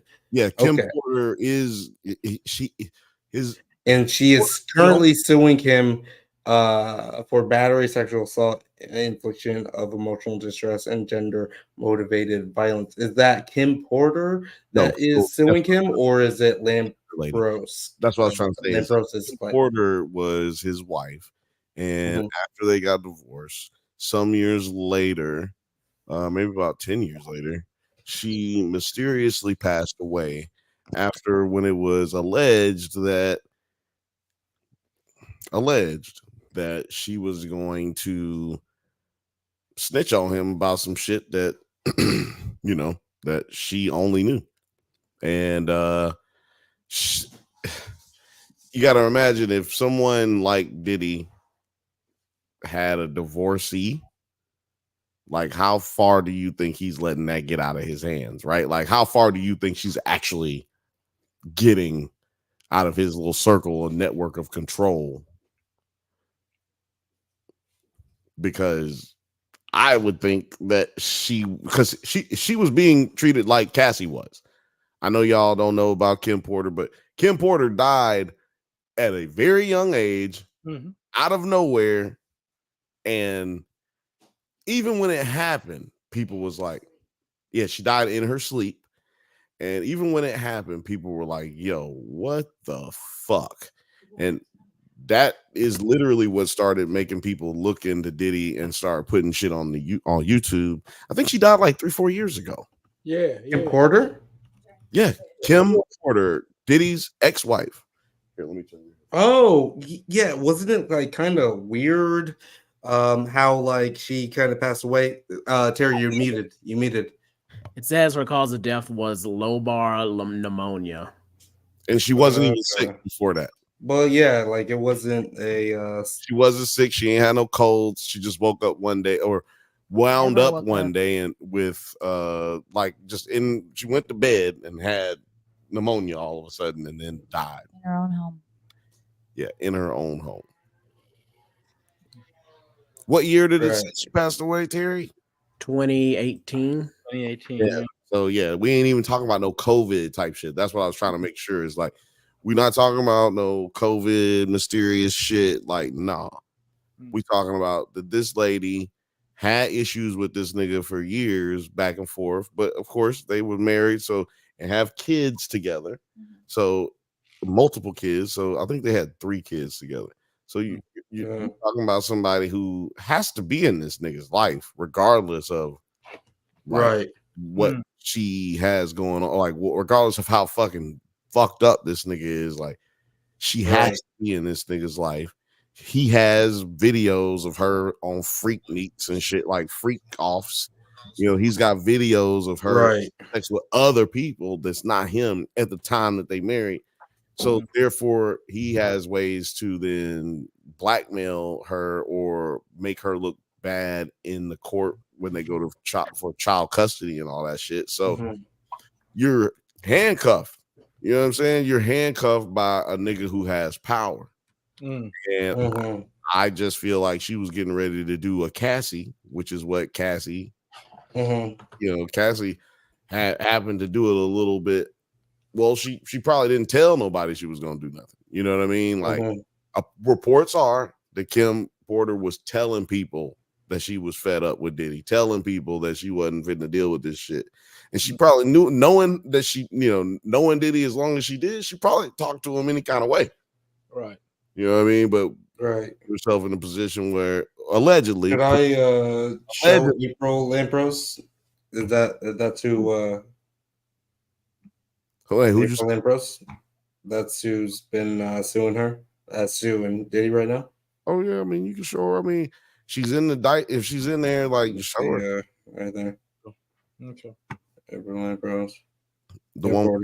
So like that's what they're alleging, and that whatever that it's been, you know, kind of crazy. But that also happened in what they're saying is 1994, which is interesting. So like this is a 94 picture. It looks like an old 94 type of photo. He got his t-shirt tucked into his that's what did it look like. Yeah. Around that point or whatever.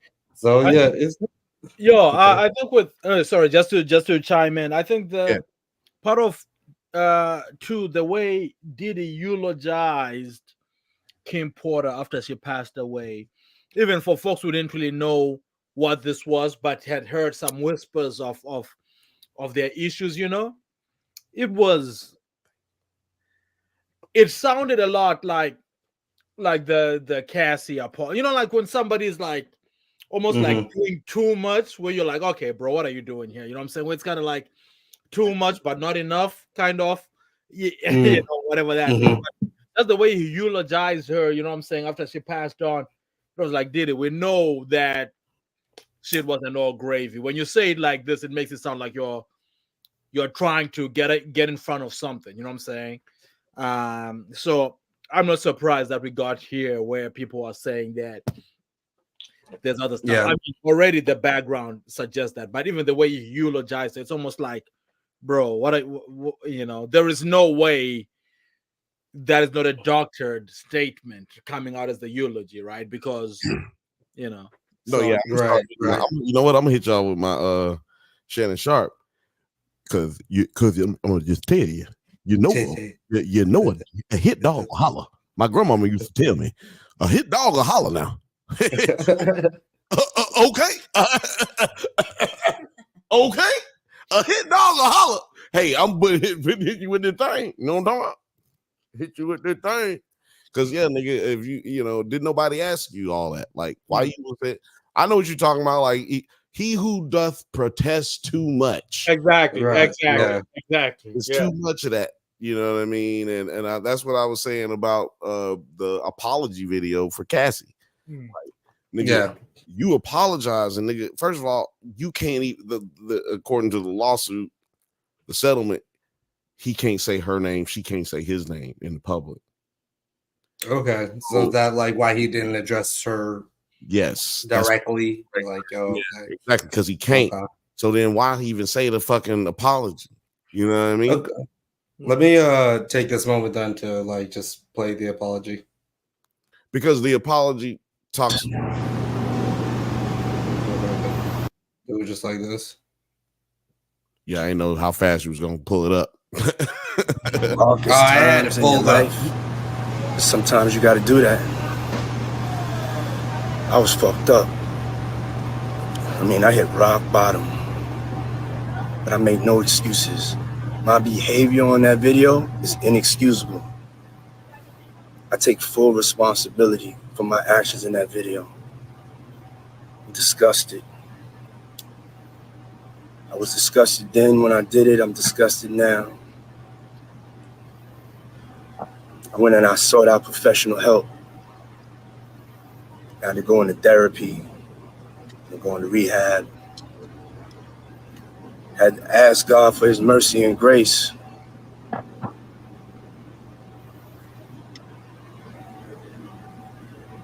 so sorry. But I'm committed to be a better man each and every day. I'm not asking for forgiveness. I'm truly sorry. Nah, No, listen. This is listen. everybody watching and listening right now that you had to hear that bullshit. So I just want I just want to tell you that this is exactly what I'm going to say to YouTube when I get a copyright claim. When I'm going to dispute it, I'm going to be like, I'm so sorry. I'm going to be a better man. I've hit rock bottom. YouTube, please don't demonetize my video. YouTube. I seek out God. You know what I'm saying? A therapist. Yeah. God. Yeah. You're like, every single thing. I swear I won't. I got a new doctor. Copyright again. I changed doctors. I changed. Yo, Frothy, you seem like you had some thoughts about that apology. It's so gross. It's really bad. And he straight up said, I'm not asking for forgiveness. Well, you know, I think that the most important thing is to realize that he was being, in his mind, he's being honest. I mean, he's being completely 100% honest. He thinks that he's not in the wrong. You know what I'm saying? Like he's looking at it like, everything's gonna be okay. Like clearly he feels he has since redeemed himself, right? And deserves to be free and not do anything. That's why he's not apologizing. He's not. I mean, he's because he's saying, I'm not asking for forgiveness. Nigga, that's what an apology is. Yeah. Use the whole Christian line about God and forgiveness, shaking my head. He ain't forgiven for shit. This is what you say every time someone hits their wife and claim to be better. Terry, what do you think about this one?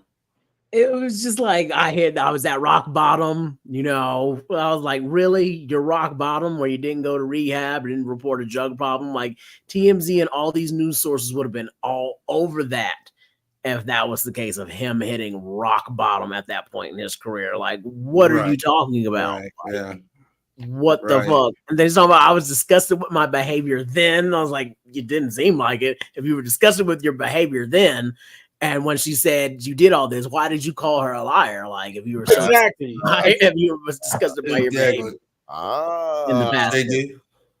I think that's the point. I think that's the point that Bill was making earlier. I mean, Bill, when he was talking about the transcript of that whole thing, right? Like, at what point did you start to realize that you were fucked up in that moment? Because this transcript came out already like 7 years after this thing happened, and you didn't sound like you were fucked up at that time, right? You were like, yo, it didn't happen. It was all a lie. So did you only just realize now that this is messed up? Is that what we're doing? Like, that's what we're doing. We're pretending that shit didn't happen. Like that's wow. That's wild as shit to me, huh? Because he knows it happened. He knows that you know it happened. He just feels like, look, if you just stop talking about that, then it won't matter. Like, come on, man. Come on, bro. And that's also how he was coercing dudes to let him pop that. You know what I'm saying? Take that. That's how he was. That's how he was able to convince them. Because, like, look, same way you're able to convince people that you should stay with them after you beat the shit out of their ass. It's the same way you convince motherfuckers to let you pop that thing, right? You assert control over them, or you assert your power over them in some kind of way. You prey on the things that they want or that they seek out, the things they want most in life, and then you dangle that carrot right in front of their face. Matter of fact, you don't just dangle it in front of them. You let them taste it. You let them get a little sniff of it. You gotta cook it a little bit and motherfucking season that motherfucker, and then you let them have a couple pieces of that bitch. And then that bitch hanging in front of them for the rest of their life, trying to forever get to that, doing whatever it is necessary to get themselves closer and closer to that goal. And man, like you can see the levels of control. Like I'm saying that intentionally, the word control, because like we was talking about Kevin Spacey a couple of weeks ago, right, or a week ago. Kevin Spacey, a lot of people wanted, were asserting that he was doing his shit out of being controlling, right? Like he's trying to assert his power over other people. But what we figured out is he was just a freaky ass nigga. That nigga was doing that shit when he was in high school. He ain't had like it wasn't about his power that he had in the social spectrum. It was just about he gonna take that shit, take that. And I think Puff Daddy's situation is borderline like serial killer type status. You know what I'm saying? Like he's practicing all of these assaults that he had early in his time period. You know what I'm saying? To kind of bring it back to the list. All of these assaults that we talking about were like practice leading up to what we are hearing, what he's alleged to have done while he was with Cassie. And what he does into the late 90s, early 2000s until now. So what we had 3? What was number 4 on this list here? Because I know which ones I know what is on the list. I mean, what's in the article, but I don't know what's on this list. So it's interesting to see it coming as it comes. Number 4, Diddy slighted Biggie Smalls on a I fucking am so bad at posthumous Rolling Stones cover. Diddy has always been vocal about his love for Notorious B.I.G., but according to sources, the Can't Stop, Won't Stop rapper slighted the late rapper from getting a posthumous Rolling Stone cover. Burroughs claims that the magazine approached Bad Boy with the opportunity for Biggie's legacy, but instead Diddy wanted the spot. I was telling Sean, let's make it Biggie. You still have a chance, for a cover in the future. Burroughs recalled, to which he says, Diddy responded, no, he's dead. I'm putting out Combs' debut album, No Way Out, in July. I need to be on the cover of Rolling Stones. Combs ended up on the 1997 cover of The Pub, titled Puff Daddy, the New King of Hip Hop. Right there. Which is so like strange. It's so strange. It's so fucking. Is it meta that Rolling Stones is reporting on Puffy strong-arming Rolling Stones? And that's right. Yeah, it's exactly. It's like, yeah, he bitched us out. He bitched us out back then. Like, yeah, we let that shit happen. But he's no longer with us. Right. Like, he's no longer a correspondent on this. Combs ended up, new king of hip hop. The expose also touched on how many felt that Diddy capitalized off of Biggie's death in 1999. Diddy sort of backed those rumors as he told RS, I think his passing added to the fame. At least 2 million of the nearly 5 million copies of No Way Out sold were due to his death, straight up. And that doesn't necessarily feel good, but it's the reality. Whew. And they had the Every Breath You Take song that they did. Like, that shit is a mega. That's a mega hit. And they did the music video. Niggas didn't even really know who Puffy was like that for real. And then all of a sudden, he's singing with Sting at the MTV Music Awards the same year that Biggie dies. Low key, though, that performance was fire. If there's any room to say anything at all, No, we need the jokes. We need the jokes. We need the jokes. Let's get these off real quick because goddamn, the choir was amazing. He had a whole bunch of kids. They had the Harlem Choir, the Harlem Church Choir, up in there singing. Everybody, Lord have mercy. Stang was up there playing the bass. Stang wasn't even doing nothing. He wasn't even fucking with the Police back then. You know his band, the Police. You ever heard of them? They good now. I'm trying to tell you. You ain't said nothing slick to a can of oil. That motherfucking performance was amazing. He was wearing all black. Yeah. Faith Evans came up out the back with the fucking spotlight here. Every breath you take. Boy, stop. That shit was amazing. But also tragic to know that it was. Yeah. Oh my God. I'll be missing. Like, you know what? We already out there. Okay, hold on.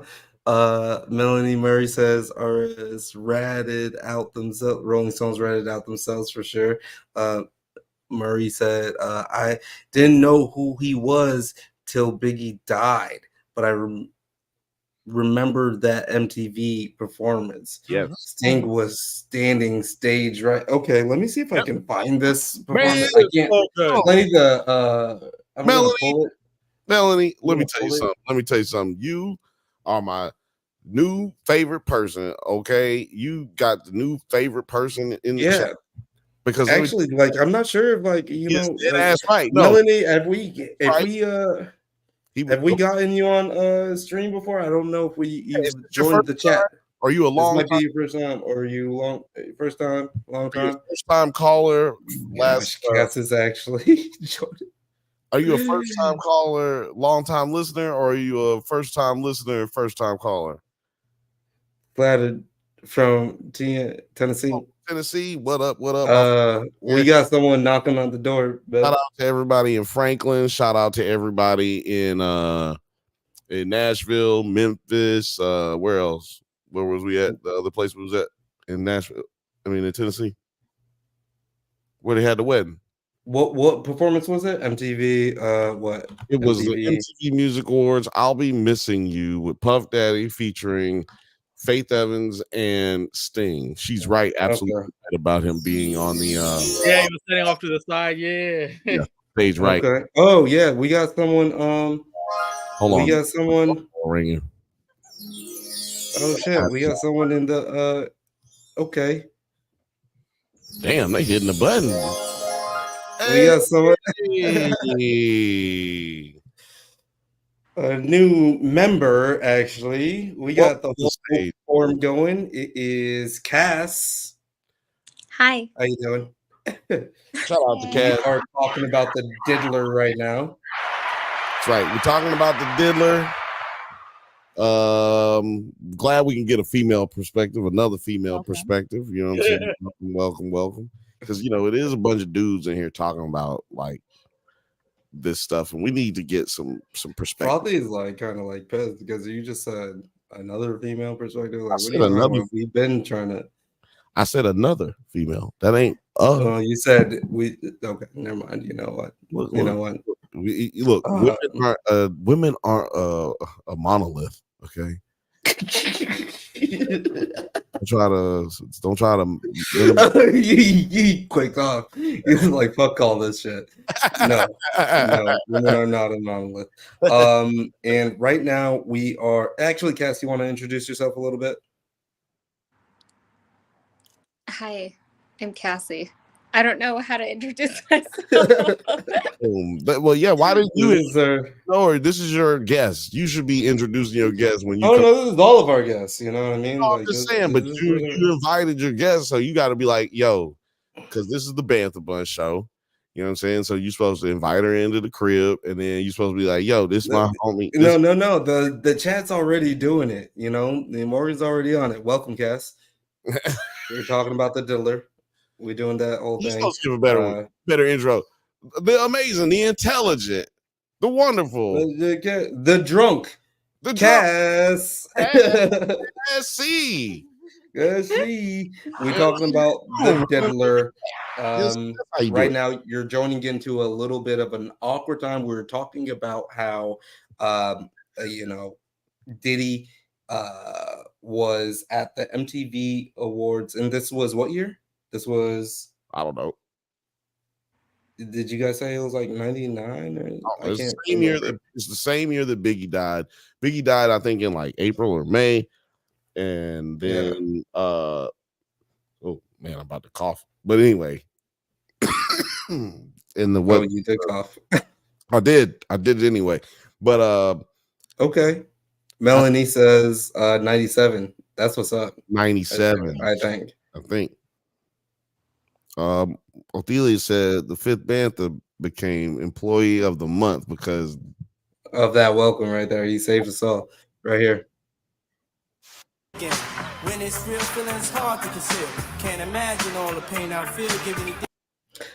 So just knowing that like he's doing this whole performance, knowing that he is also like that fucking choir, like, you know, jumping on.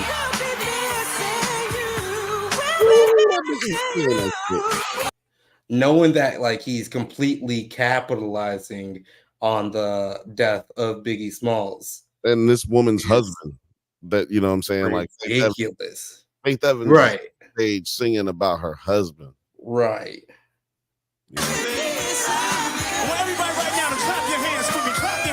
This is a fantastic performance, though. Holy shit! Like this is like they don't even do this shit like this no more. No, this shit is fantastic. They got like the sparklers and everything all up in the video dancing. That is ridiculous. Right? That was a ball, yeah. That is so ridiculous. I take it to the whole different level of all up in the videos dancing. Video dancing. Unfortunately, now in the videos. To think, what did he do right before then? Cocaine. Like right before getting on stage to do that shit. Yeah, I mean, he probably cocaine and a booty pop. One little booty pop. he probably took the belt off, you know, whooped some bitch's ass real quick. Yeah. You know, whose ass? The choir kids. He was, wait. No, I mean, okay. Wait, is that like really the line? For me, I'm right. Okay. We got 35 people watching right now. Leave your comments and whatever in the descriptions below. Your comments and your likes and your hates. Yeah, comment your like and your hates. Yes, we don't put enough hate. I feel like there ain't enough hate in our comments, man. People be saying nice shit, man. I'll be like, damn, nigga, say something about. You know, on Twitter, niggas talk about your teeth and shit. Somebody said something about my teeth one time on Twitter. I was like, God damn, I know I'm pretty. You had you probably found them. Okay, so again, we are just going through like the Kim Porter right here. Meet the Combs, hilarious. Meet the Combs, hilarious. Angry. Meet the Combs. Ooh, I like that. That may be the new title of the video. Meet the Combs. Your son's a sick man with thick thoughts. We got number 5 right here. From number 5 in the top 7 of these. If anybody's joining us right now, including Cass, we're going through the top 7 bombshells of the new Rolling Stones expose about Sean Diddy Combs. And I think this is going to be a long summer for Diddy. I don't think this is going to be the last expose that we hear of. But number 5 is Diddy allegedly broke a chair over late music exec's head for dating his ex, Kim Porter. Another shocking allegation that came out that in 2000, Diddy attacked late music executive Shakir Stewart with a chair. Per sources, the late model and mother of his twins, Kim Porter, began dating Stewart, who Diddy had disdained. I'm gonna have to change you back to the stage. Began dating Stewart, who Diddy had disdain for. During L.A. Reid's wedding in Italy, the bad boy founder allegedly broke a chair over Stewart's head. Bro, that is actually insane. He left him bleeding on a hotel floor in Italy. Stewart's mother, Portia, stated he had to have stitches, and then Combs threatened him, "I'm going to kill you." That's when I said, "You need to get out of this business. This man is crazy." That wouldn't be the first time Diddy sought vengeance over someone else dating a former girlfriend of his. When Cassie began dating Kid Cudi in 2011, Diddy allegedly told her that he would blow up the rapper's car, which Cudi confirmed in a statement to the New York Times last year. The rapper said, "This is all true," when asked of the incident. So dating. Sorry, I have to do that every once in a while to break up the crazy psychopathic nature of everything. And you just got to have a. Let's go around the horn about all of this, that was heavy. and especially since we have now that we have two women's perspectives. Let's let Terry go. Okay, yeah. Terry, what do you think? All right, this will be my last Diddy one, and then I'm out of here. Okay. That's just crazy. Like, so the thing about the Kid Cudi car, did he actually blow up the car? Did that blew up the car? Happen? Yeah, that he said he was going to blow up the car. We're saying he said it. Like, so was there a car explosion? Let me explain. Diddy threatened to blow up Kid Cudi's car, and then his car blew up. And Kid Cudi's people confirmed that yes, Diddy did threaten to blow up his car, and yes, his car did blow up. They never said that Diddy did it because that would be snitching. But what they did was they answered the questions that was asked. This is all true. So all of it is true. So yeah, continue. Okay, yeah, that's just fucking crazy. I mean, what else are you supposed to say? That's mob level. That is like you said, Black Mafia. Didn't they used to always go? Well, I guess that was more of Biggie always saying Junior Mafia. Junior Mafia, yeah. But this is all before Biggie. Technically, this is all before Biggie. Like the shit that we haven't even really got to Biggie until just recently. Well, like this whole part right here is basically about all of the drama that just like dating one of Diddy's exes can bring you, right? So like I'm just like kind of curious, like Terry, if someone was dating an ex-girlfriend of yours, would you blow up their car? Would you see them and then break a chair over their fucking head? Probably. I mean, probably. Like no, exactly. Like I don't have problems like that. It just depends on which nigga it was, to be honest. Or like it really depends on which ex. Then it's just like, ha. Also very like, much. I had a really close friend because he dated the wrong ex. I was like, I told you not to do that, bro. So you learned the lesson, didn't you? Right. Okay. But yeah, no. I fuck Bounty. Terry said. You're out of here? All right. Like Terry, T-pins, everybody. If you want your pins, link in the description below. I'm going to have some new ones all summer long. Peace. In the description.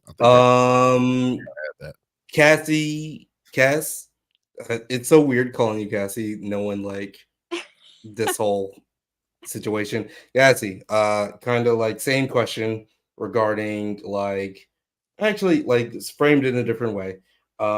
Have you been in a situation where like an ex-boyfriend was about to like just like, okay, breaking a chair over someone's head?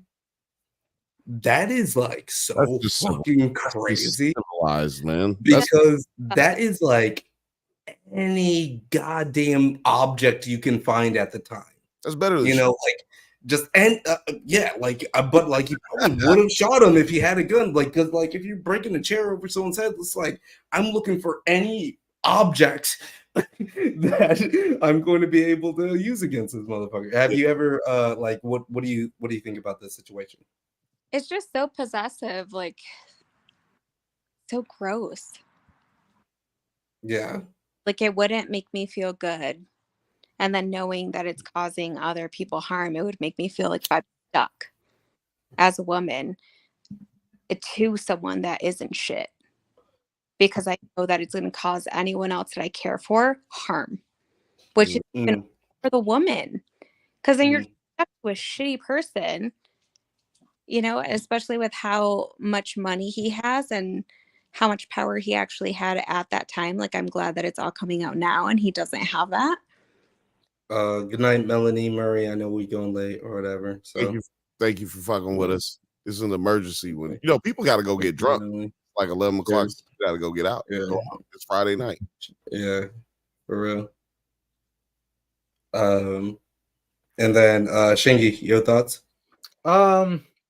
So yeah, man. I mean, of course, I don't think we need to belabor the point about how insane all this is. You know what I'm saying? It actually sounds to be in line with everything else we've been talking about today. Like, yeah, if there's anybody I would imagine breaking a chair over somebody's head, is this guy who was whipping somebody with a belt in college over Right. His behavior is pretty consistent, as messed up as it is. You know what I'm saying? It's kind of the stuff that patients. I think most people, you know what I'm saying, breakups are tough, you know what I'm saying? I think we all have one or two that really like put us over the edge, you know what I'm saying? But I think there's other ways that we deal with it, you know what I'm saying? We might, unless it's like a very personal, like your best friend slept with your girl or something like that, which is, again, but crime of passion. Right. Exactly. Which this just sounds like somebody else who was in the industry. You know what I mean? That's how this is being said. This sounds like a crime of passion, but it's also like Cassie was saying, it's like a crime of control. This nigga. That's exactly what it is. Yeah, that's exactly in this girl's life. I almost said in this bitch's life. And she kind of, damn. God bless the dead. You know what I'm saying? God damn. I really gotta stop calling bitches. You know what I mean? Oh my God, who are you guys? Look, at the Bantha Bunch, we do not promote any of the things that Nine just said. Yeah. Sometimes bitches are bitches. And we will say bitch on this show, goddamn it. We will, goddamn. Sometimes niggas are bitches too. But let's burn through, because this nigga this nigga Diddy is a bitch. So by the way, we go ahead and make sure we say that as well. Yeah. So what's number 6? Because I'm like, I'm curious. Well, I was trying to get Frothy's opinion on this too, though. Frothy don't care. That's crazy. Like, no, I have never been in a situation like that. That like like the next boyfriend is going to be like acting like crazy on some real just some weird over the head. That's extra crazy. That's not regular fighting. A chair over the head, but it just seems to be just like where do you get over? Because it seems to be like any person that you have dated seems to be getting it. Well, let's just also point out the fact that this is at L.A. Reid's. This is in Italy too. This is Italy at L.A. Reid's wedding. My guy, this is at L.A. Reid's wedding. If y'all don't know who L.A. Reid is, he is the guy who brought you Babyface. He's the guy who brought you Usher. He's the guy who brought you Pink. He's the guy who brought you a litany of fucking people, including TLC and all kind of other motherfuckers. Yeah, so that actually makes it more wild because you should just expect to see this motherfucker or whatever, and it's you so weird. L.A. Reid, the little brother of Quincy Jones. Just so that's how motherfucking mega. Oh my God! I'm getting flabbergasted because I'm like, L.A. Reid is that nigga, okay? So, and a very powerful mogul. So for you to go into his space and just be like, I don't give a fuck about none of this. It's on site. When I say it's on site, it's on site. So do you think that's just wild? Do you think L.A. Reid? Do you think Diddy is as close to a peer as L.A. Reid has, or vice versa? He would consider him what are they gonna call a peer, but it's another word for it. He's like I wouldn't think he would consider him his peer at this time. At the time that this happened, I don't think that he would have considered him a peer. You're saying L.A. Reid is at a higher level than Way higher level. Way. Othelia says, did he bring in Lucian down with him? Who Lucian? Lucian. Who is Lucian? Who is Lucian? That's like another big like mogul producer dude, right? I can't like I don't know everybody. I don't know everybody. Yeah. I don't know everything. It might surprise you. It's a little tough. It's a little tough. But yeah, to like, you know, it's difficult because like a lot of these guys, like, you know, I can name like Diddy, I can name like DJ Khaled or like all of these like boisterous like producers that are like in the front game, you know, like actually be okay. So CEO of Universal Music Group. Okay. So Lucian. The most recent time we've heard about Lucian prominently and Othelius, you can fill in the gaps here, is that when Kanye was talking about F Drake, he was really going on about like, you know, Lucian is part of that shit too. Cool. Yeah, that's okay. So it's on the Lucian shit. Okay, so yeah, I'm trying Drake put on. Okay, that's the CEO that Drake put on. That's a crazy statement. But, we need to, Drake on, not that Drake put on. That put Drake on. You know, put Drake on, right? You know, I mean, but like so, we're gonna hold on. I'm trying to develop a theory. Okay, you got your theory. I got a theory that when Puffy had all this shit happen to him, that's the reason that all the beefs is starting right now. They coming out. Cause like everybody like, yo, that nigga gone. Fuck it. He ain't gonna come up and knocking on my door. Cause you know, Puffy beat the shit out of Drake one time. Slapped the shit out of his ass. Cause he was talking crazy. So I think now that the big kahuna is in prison, or, you know, basically going to prison and escape the country, fled the country. I think that that's the reason Kendrick went after him, knowing that, hey, I know you a part of the Papa Booty crew. So I'm coming after you, nigga. I'm coming after you. That was scary. I actually kind of like believe that. Yeah, it's the music. It makes a you little think. Bit. Yeah. Music makes you think. Music makes you think it's real. I'm like, whoa, okay. So yeah, meet the Grams, meet the Combs, yeah, for sure.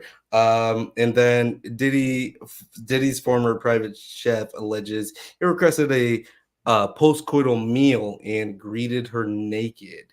That's okay. So that's like I don't even really need to weird. That's not weird. Hold on. What? There's got to be more to this to make it weird. Because okay, do you want to? I'm gonna read this. Is just a good, polite thing, right? A post-coital meal. That means for y'all who are at the house, that means consensual sex. That's what that is. Coital. Yes. Coital. Yeah. Consensual sex. Hey, Bill, you're assuming that the person he's had sex with is the same one bringing the food, right? Is this how it goes? 9, read it to us. No. Okay, yeah, so what's happening? All right. Yeah, all right. I'm gonna. But okay. All right. I'll read this. So it says Combs was sued for sexual harassment by his former personal chef, Cindy Ruda. According to the expose that shared more details, in 2015, Ruda worked for Combs and claimed that he regularly asked her to serve him meals while he engaged in sexual activity. She also said that the former Revolt CEO once requested a post-coital meal while greeting her naked and asking her if she liked his naked body. According to the former staffer of his, she once was taken back to see Diddy engaging in sexual activity with model Gina Quinn. She claims that upon the discovery, she dropped the food on a table and ran, reportedly. Ruda's lawsuit dropped the food on the table and ran. I'm sorry. Ruda's lawsuit New country song. Arbitrated. That's one of my. It's just chicken and waffles just going. I don't know how they keep getting the titles of my songs, but that is next one of my songs. Lawsuit on the table and ran. Ruja's lawsuit was arbitrated and settled privately. Quinn, however, made claims in 2019 that he physically abused her and offered her $50,000 to terminate a pregnancy. She allegedly, why am I talking so weird? Pregnancy. She alleged that the disgraced hip hop icon once shoved her to the ground and dragged her by her hair in 2018, as well as stomped on her stomach. I will then again refer to very much of this. This so sounds right after he did this, or right before he did this, he had just did this to this other bitch. like, yeah, like it seems to be his go-to. Like that's his combo move, apparently. Well, or yeah, whatever. I You can know what whoop I'm his saying? ass. Like that is That's the kind only of crazy. I kick his ass. So yeah, it's kind of like revolving a whole bunch of different things here. I don't know how. It's getting hard to talk about this shit, to be honest. Just because. Well, yeah. Let's go around the horn again. That one's whack sauce, but I thought it was gonna be something different, and because the title is misleading. You know what I'm saying? I mean, yeah, it's just it was a little misleading. headline. They want you to like, yo, if, come you're a over chef, if that kind of shit happens to you as a chef, or you know what I'm saying, like that shit is wild. Sounds like The Idol. Remember in The Idol when Very much The Idol. goes and smacks him and it's just like, oh, what? Yeah, man, it's on popping, bro. It's on popping. I'm fucking because like I think we all kind of wish that we had our personal chef, and like honestly, like when you say like, oh, I want a post-coital meal, that seems like regular for like celebrity. You know what I mean? Like that seems like so. Like, is that what you're saying when you're saying like the title is pretty whack or whatever? So what the title insinuates is that there was a woman who he had sex with, and then he offered her a meal afterwards. But what you find out is, it, you know, in the details, it's a chef who he not only at the very beginning said, hey, can you cook while I'm fucking and watch us fucking? And she was like, no. And he was like, okay, cool. And then after he like got through fucking, he was like, hey, so you want to come in here while I'm fucking? I know you heard that shit. You want to come in here and cook while I'm fucking? And she was like, no. And he was like, okay, cool. Can I get some pancakes? And then right. Okay. I'm gonna go around the horn. Then he walked out with the butt naked. I'm saying, then he walked out butt naked, like, where are the pancakes? I'm gonna go around the horn. So, yeah. Here. So how do you feel? Yeah. Are you right here? Are we already right here? So go ahead. I was having trouble not laughing. I feel really bad about that, especially like at the end when the lady gets kicked in the stomach. Like, but the whole so meal was like that is so tough. That's really fucked up. But the whole meal part is like, it's all funny until she gets kicked in the stomach. Yeah. Well, I can find funny in it. I just think like I think it's all funny until that. It's all funny. It's always fun and games until somebody gets kicked in the stomach. Right. Anything? Hold on. You want to add more to that, Frothy? And also post-coital. Actually, for both of you, post-coital meals. Good, right? Thumbs up, thumbs down for post-coital meals. I'm not really. Sure, why not? I'm gonna give you my top 5 post-coital meals right now. Okay. Chick-fil-A. Chick-fil-A. Wow. So you're homophobic? No, and then I said Chick-fil-A. Then it's IHOP. Can I do the digs? Oh yeah. I got the one right here on my thing. Yeah, but you can find one. It's not where's the date? I don't know where it is on there. Why is it not actually? Okay, never mind. You. Oh, actually, I found it. Okay. It was number 1. Well, I'm going 5. That's number 5. 5. Then number 4 was IHOP. Number 3 is gonna be House of Pies. Number 4, Number 2 is going to be Millie's.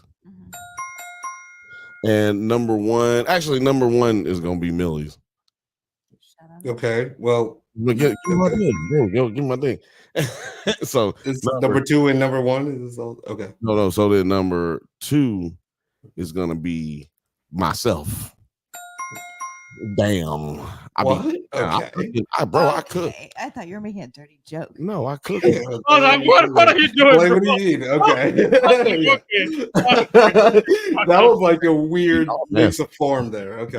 We missed it for a second. Y'all nasty. Boy, y'all. Missed it for a second. Okay, let's go around the horn. Yo, did you say Bill, did you say Millie's? What's Millie's? Is that Millie's is a great restaurant here in California. Okay. Breakfast food.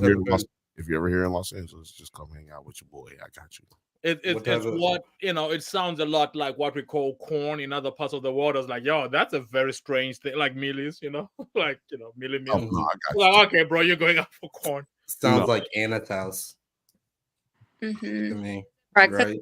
Yeah, some breakfast food. Is it like? Yeah, it's breakfast. It's breakfast food. Yeah, Cass knows what I'm talking about. Close. Shingy, around the horn. Thoughts about this?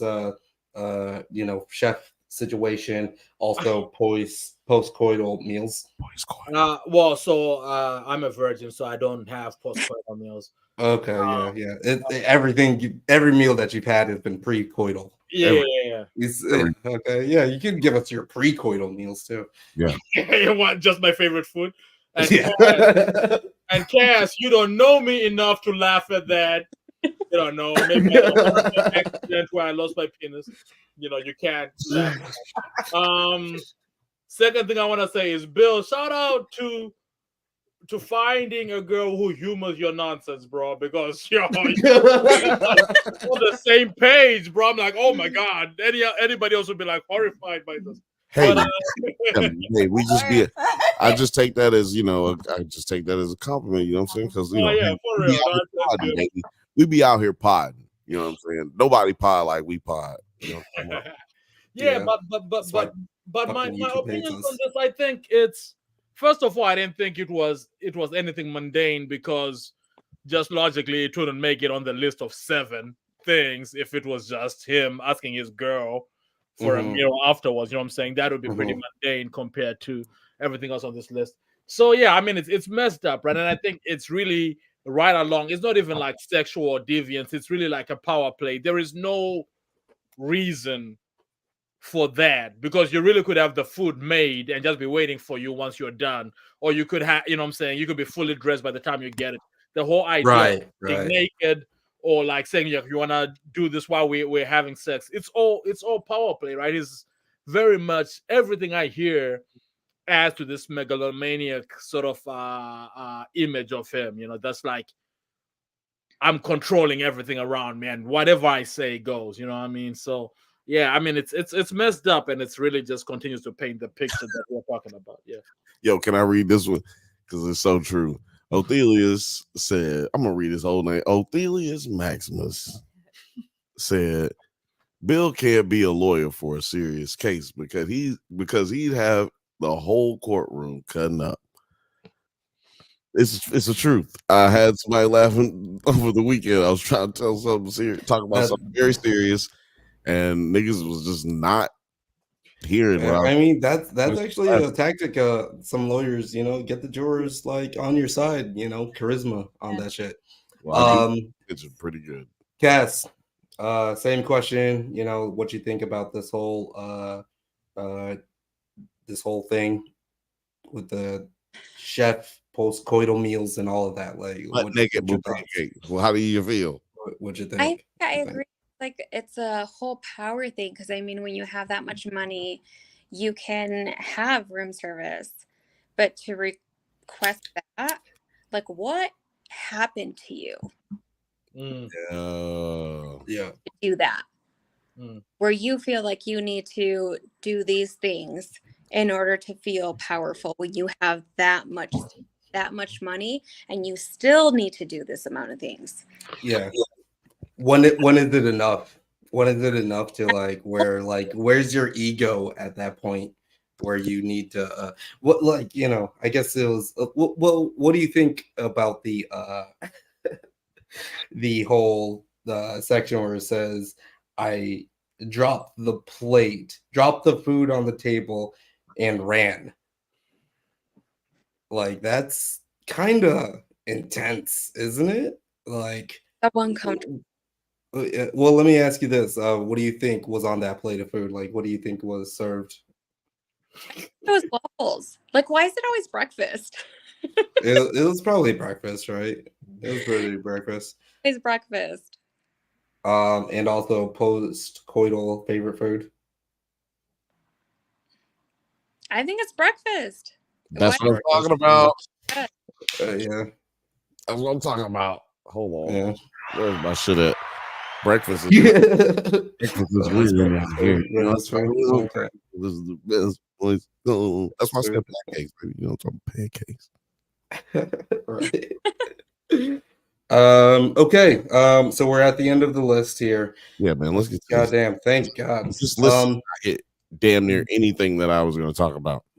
I mean, but like, it's like the kind of confirmed facts, I guess, that you know, sources and everything. This is bullshit. Diddy was allegedly jealous of Tupac and Biggie's friendship. Oh God, this is going to be a bomb. I feel like right here. This is worst I'm thing. gonna read this full thing out. I'm glad this is the only thing that I've had on my list. Burrow shared that Diddy had a certain jealousy for Biggie's friendship with Tupac ahead of their rivalry. He alleged that Combs wanted a friendship with Pac, but the death row rapper wasn't interested. Pac didn't have any kind of respect for Puff, added 90s photographer Monique Bunn, who had personal relationships with Biggie and the other Bad Boys artists. She also claimed that Pac felt that Diddy was a corny executive and that he was on the sidelines jealous. Burroughs also shared that Diddy encouraged Biggie to write certain songs that felt beefy. Reportedly, Diddy had, I think beefy is in the terms of rap beef. Reportedly, Diddy had released Biggie's single "Who Shot Ya" in 1995, as it was clear that it would be viewed as a shot at Pac. Biggie was adamant that it wasn't. Tupac responded with "Hit 'Em Up," pushing the narrative even further that there was beef between the East Coast and West Coast rappers. That's very interesting. Unfortunately, the California love wordsmith was murdered at the I hate when they do this. Unfortunately, Tupac was murdered at the young age of 25 in 1996 in a drive-by shooting in Las Vegas, with Crip member Dwayne KVD Davis being charged for his murder decades later. Davis made claims that Diddy offered him $1 million to kill Pac, which Diddy denied. 6 months after Pac's murder, Biggie was killed after attending a Soul Train Music Award after party in Los Angeles. On Wilshire. So this has been kind of a conspiracy. Well, like this is one of the main things that I had on my list. Okay. This is one of the main things I had on my list. It's one of the lower things. So, like they said, Tupac was somebody that Puffy looked up to, right? Before Diddy, he was Puffy, right? So Tupac was somebody that Diddy looked up to. And before Biggie got all big, before Puffy got all big, they were like they insinuate here, he was very infatuated with Tupac when he did the I Get Around. I Get Around was done before Tupac went to prison and then got signed with Death Row. He was still with Shock G and them. So he's looking at it like, yo, this nigga's really talking hood shit, but also getting a pop like vibe. Let's do that with Big. Like, that's what we need to do with Big. So when when he approached Tupac, which Tupac was really living in New York, really basically at the time. When he approached Tupac, Tupac was like, "Yeah, I'm not fucking with this nigga. This nigga's weird. You know what I'm saying? This nigga's a cornball. I'm not fucking with that nigga." But he became best friends with Big. And this is before all of them are famous, and y'all probably seen the bullshit movies and shit that you know depict the moments in which they would have been cool. But like these niggas was really, really cool. As a matter of fact, Tupac was dating Madonna. And so they used to go back and forth to Madonna's crib and kick it over there. People don't know that shit. That's why they was able to kick it down in Manhattan a lot. That's why a lot of niggas was able to kick it down in Manhattan like that, like rap dudes, because they wasn't making money like that. Like motherfuckers didn't really start making money until the 90s. Anyway, so but Big and Tupac become real cool, but like that's because they both know that this nigga's corny, and they used to kind of not pick. I don't want to say they picked on Puff, but you know, niggas like us, we like to go back and forth. You know what I'm saying? It's like blah blah blah, blah. Yeah, nigga, yeah, look at your shoes, your goofy ass nigga, like whatever. They was like this nigga corny. So anyway, long story short,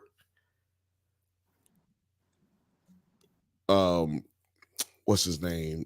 Haitian Jack was involved in the shooting of Tupac. And he was also involved in the vape case, YouTube, it's vape case that Tupac was in. He got implicated in. That was a setup. And everybody knows that Haitian Jack is a street dude, right? Who was also affiliated with Puff in little small ways. But Tupac got shot in that elevator because dudes who knew he was going to be there set it up. Now, what's been alleged is that Puffy had something to do with it. That's just like always been folklore, like the fucking boogeyman or fucking Bigfoot. But hearing it in a fucking like a geared up indictment, basically an indictment, hearing it in a federal document, nigga, that's crazy, son. That is crazy. Like, I'm just telling you, we're hearing shit that we've heard about for 20 years. And now we're hearing that it's actually true. Like, dude, they call you a conspiracy theorist when you talk about this shit 2 weeks ago. Now this shit's real.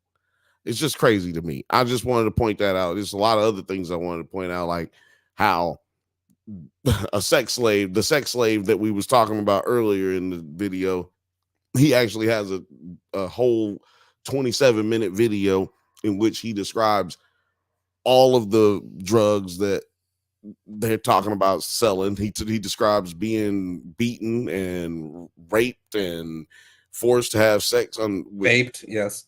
Oh yeah, vaped. He was also vaped. He was vaped. But yeah, like we're talking about the assault that they're talking about might be him. Because I'm telling you, he told them he can get the video for all of the things that he's talking about, but it has to be without them like arresting him and then taking him and then raiding Puffy's house. Right. Telling them all of this shit.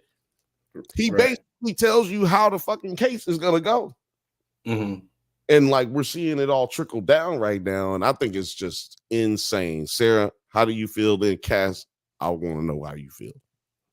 It is insane. I don't know what you gotta talk into the microphone. I don't know what to say about all this. Well, I guess it'll be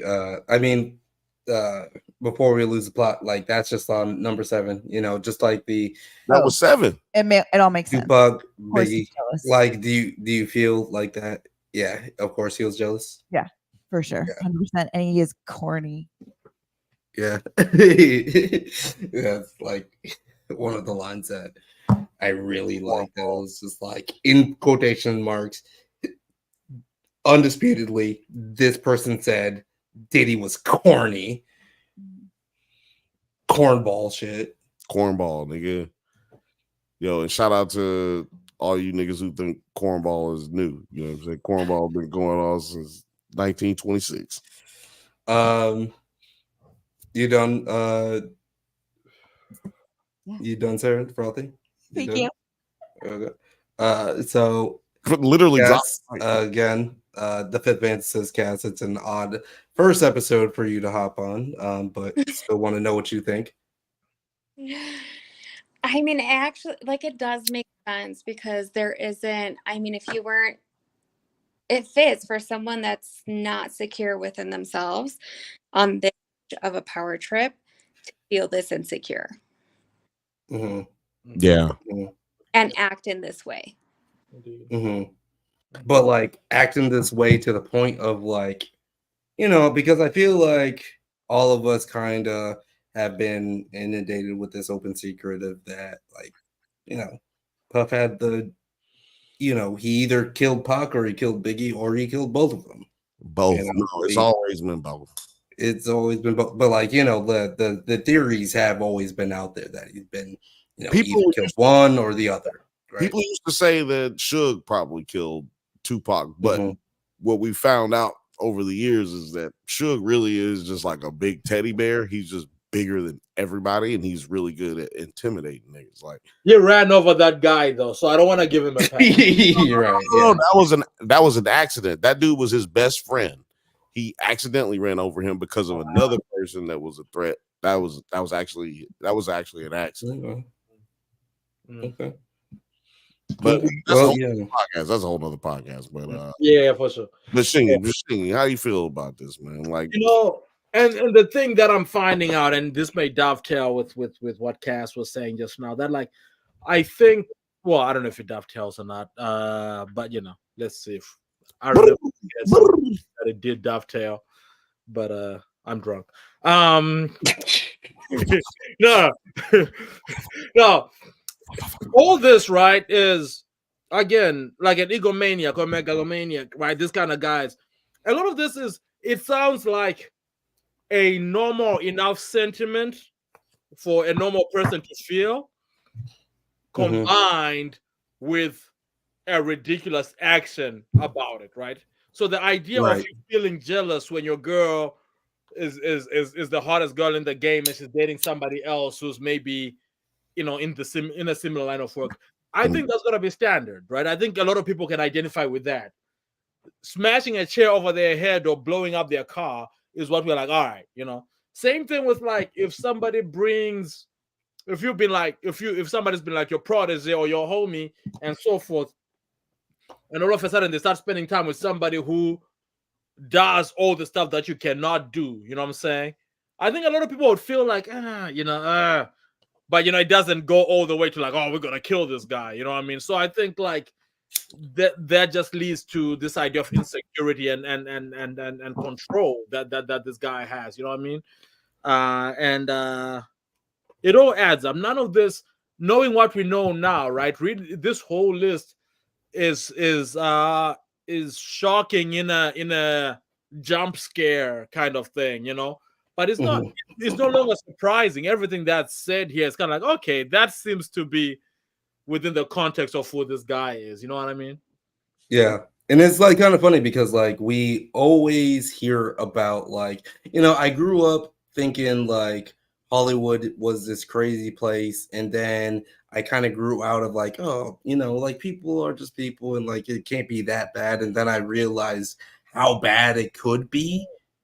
And yeah, like so exactly what you're saying is like, yeah, this shit is just like kind of par for the course for like, you know, there's so many Diddies out there right now that we can't even fathom that are in this space.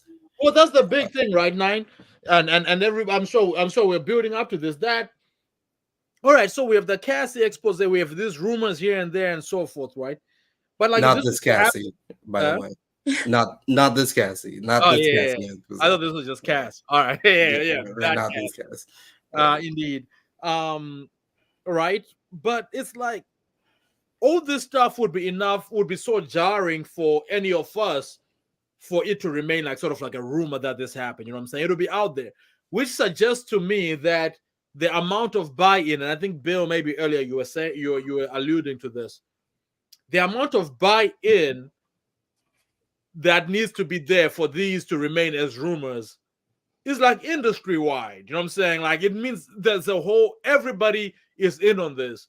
If you smash a chair off somebody's head, and at LA Reid's party, all those people know it.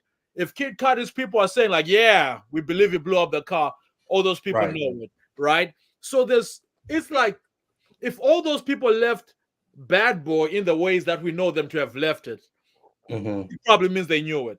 There's so many people who are like, this doesn't look great. I mean, of course, it's fuck Diddy, you know what I'm saying? But like, this doesn't look great on like for like everybody involved, because like how does this shit go back from like 1999 and you guys got this shit under wraps? Like why is this the moment that you're waiting for to come out with this information?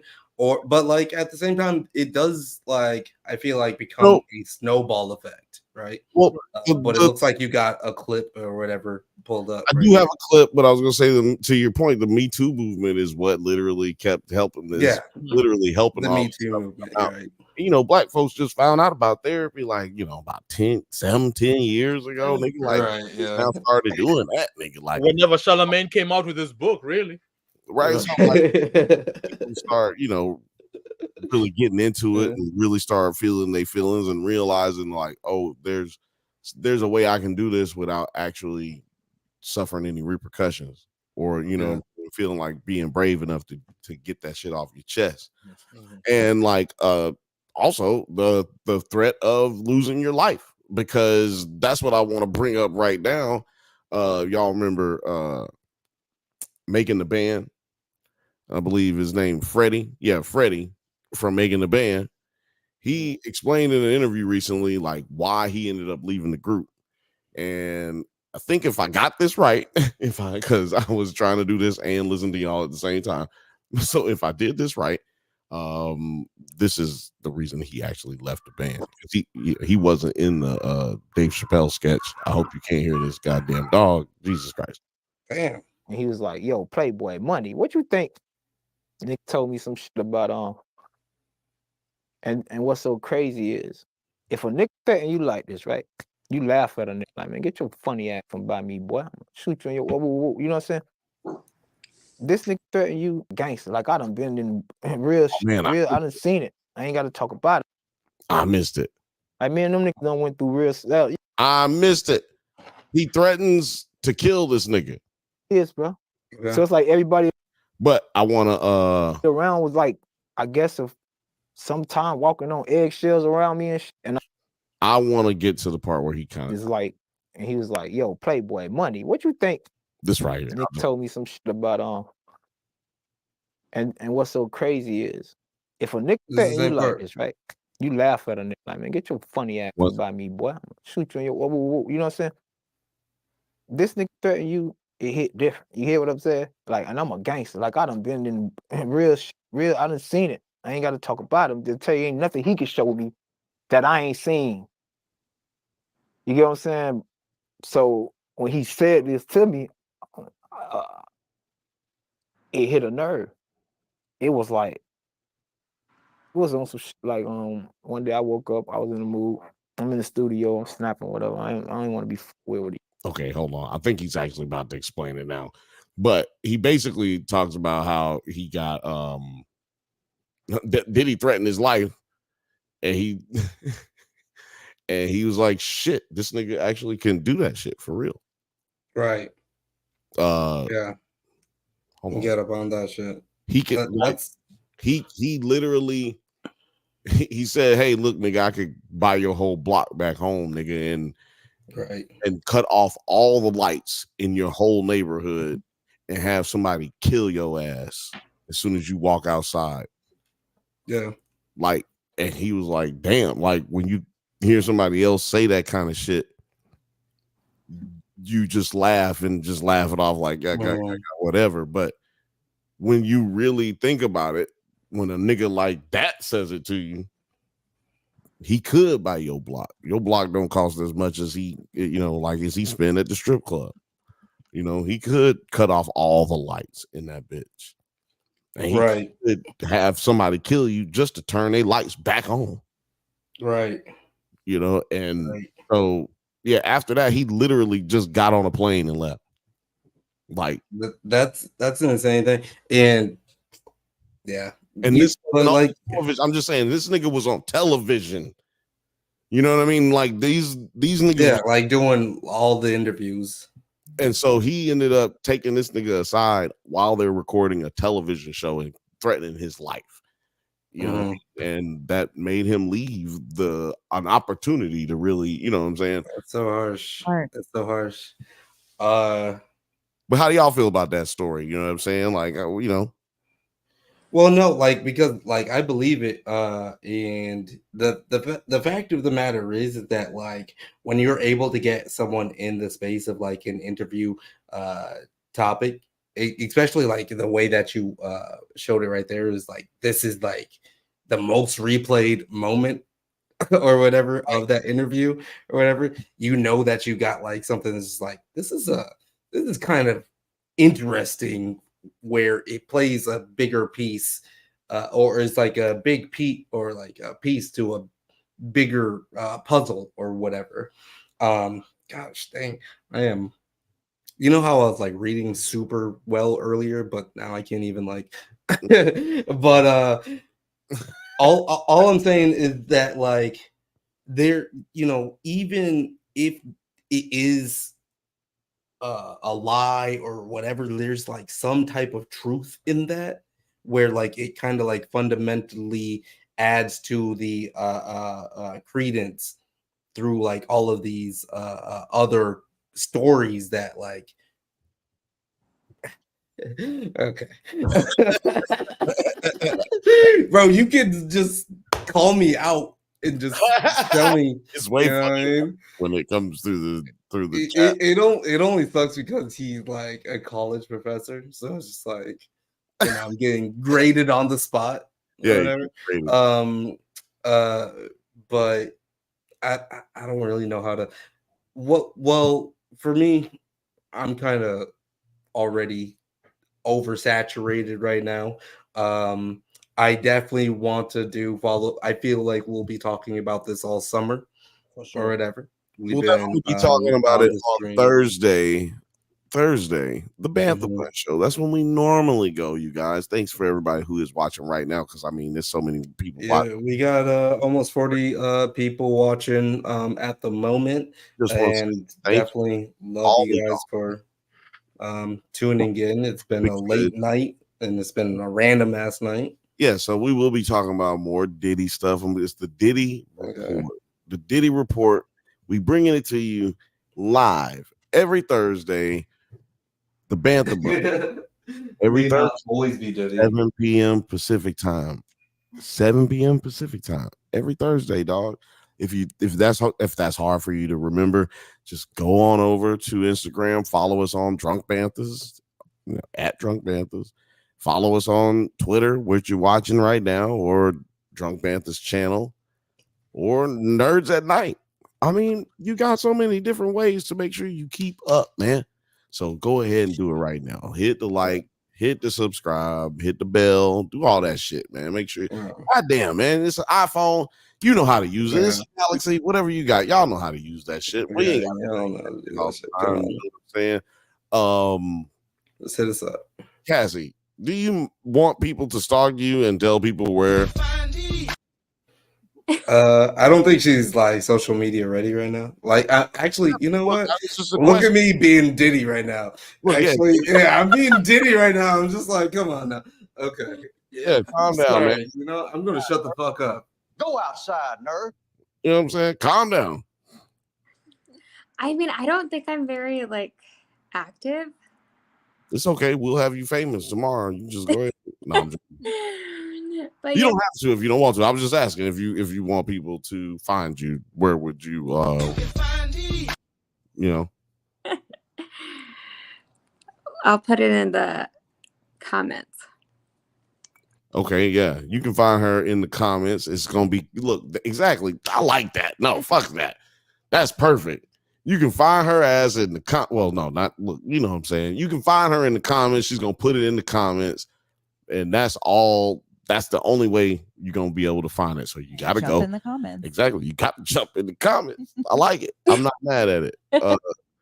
Shingy, where can the people find you? All right, shout out, man.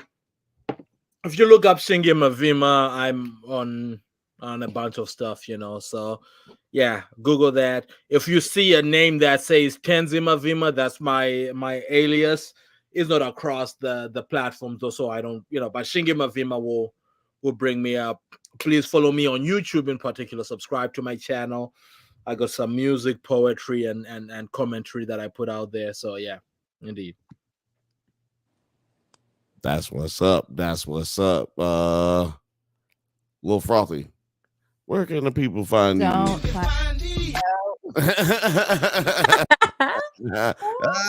knew the answer. Me. I knew the answer. I just wanted to ask. She was like, Cut that bitch off. she's not fucking with it. She wasn't fucking with it. But you can find 9. Where can the people find your side? You're on mute. I can't hear you. I can't hear anything you're saying. I don't even know how that happened. Okay, I guess that didn't come out. No, I'll find you before you find me. But you'll probably come across my channel on 9 Nerd Yards. That's the YouTube shit. Or you can find me on Instagram, TikTok, or Discord, or Twitter. You know, just hit me up, hang out, whatever. You know, just talk to me or whatever. I'll be you know, being graded by my professor here, and we got these books going. You can find the leak on Amazon.com. You can find Pashana on Amazon. It's that book right there. We be showing out for Zimbabwe. You know, honestly, we be just representing. You know, it's a random stream, but I'm glad that we got, like, you know, about 40 people joining us right now. I definitely appreciate you guys. I know that it's been a late night, but thanks for spending their Friday night with us. It's Friday. Look at all these comments busting down. You know what I'm saying? Like, people have been fucking with us, and we've been a part of y'all's Friday. And you know what? When we get back to the premiums, I'm gonna do that. I'm gonna do this. I'm gonna probably do this on the Fridays. You know what I'm saying? Like every other emergency streams. Emergency streams are always fun. Shit, man. People want to hear us talk, and you know they only get it twice a week because we busy and we have real jobs.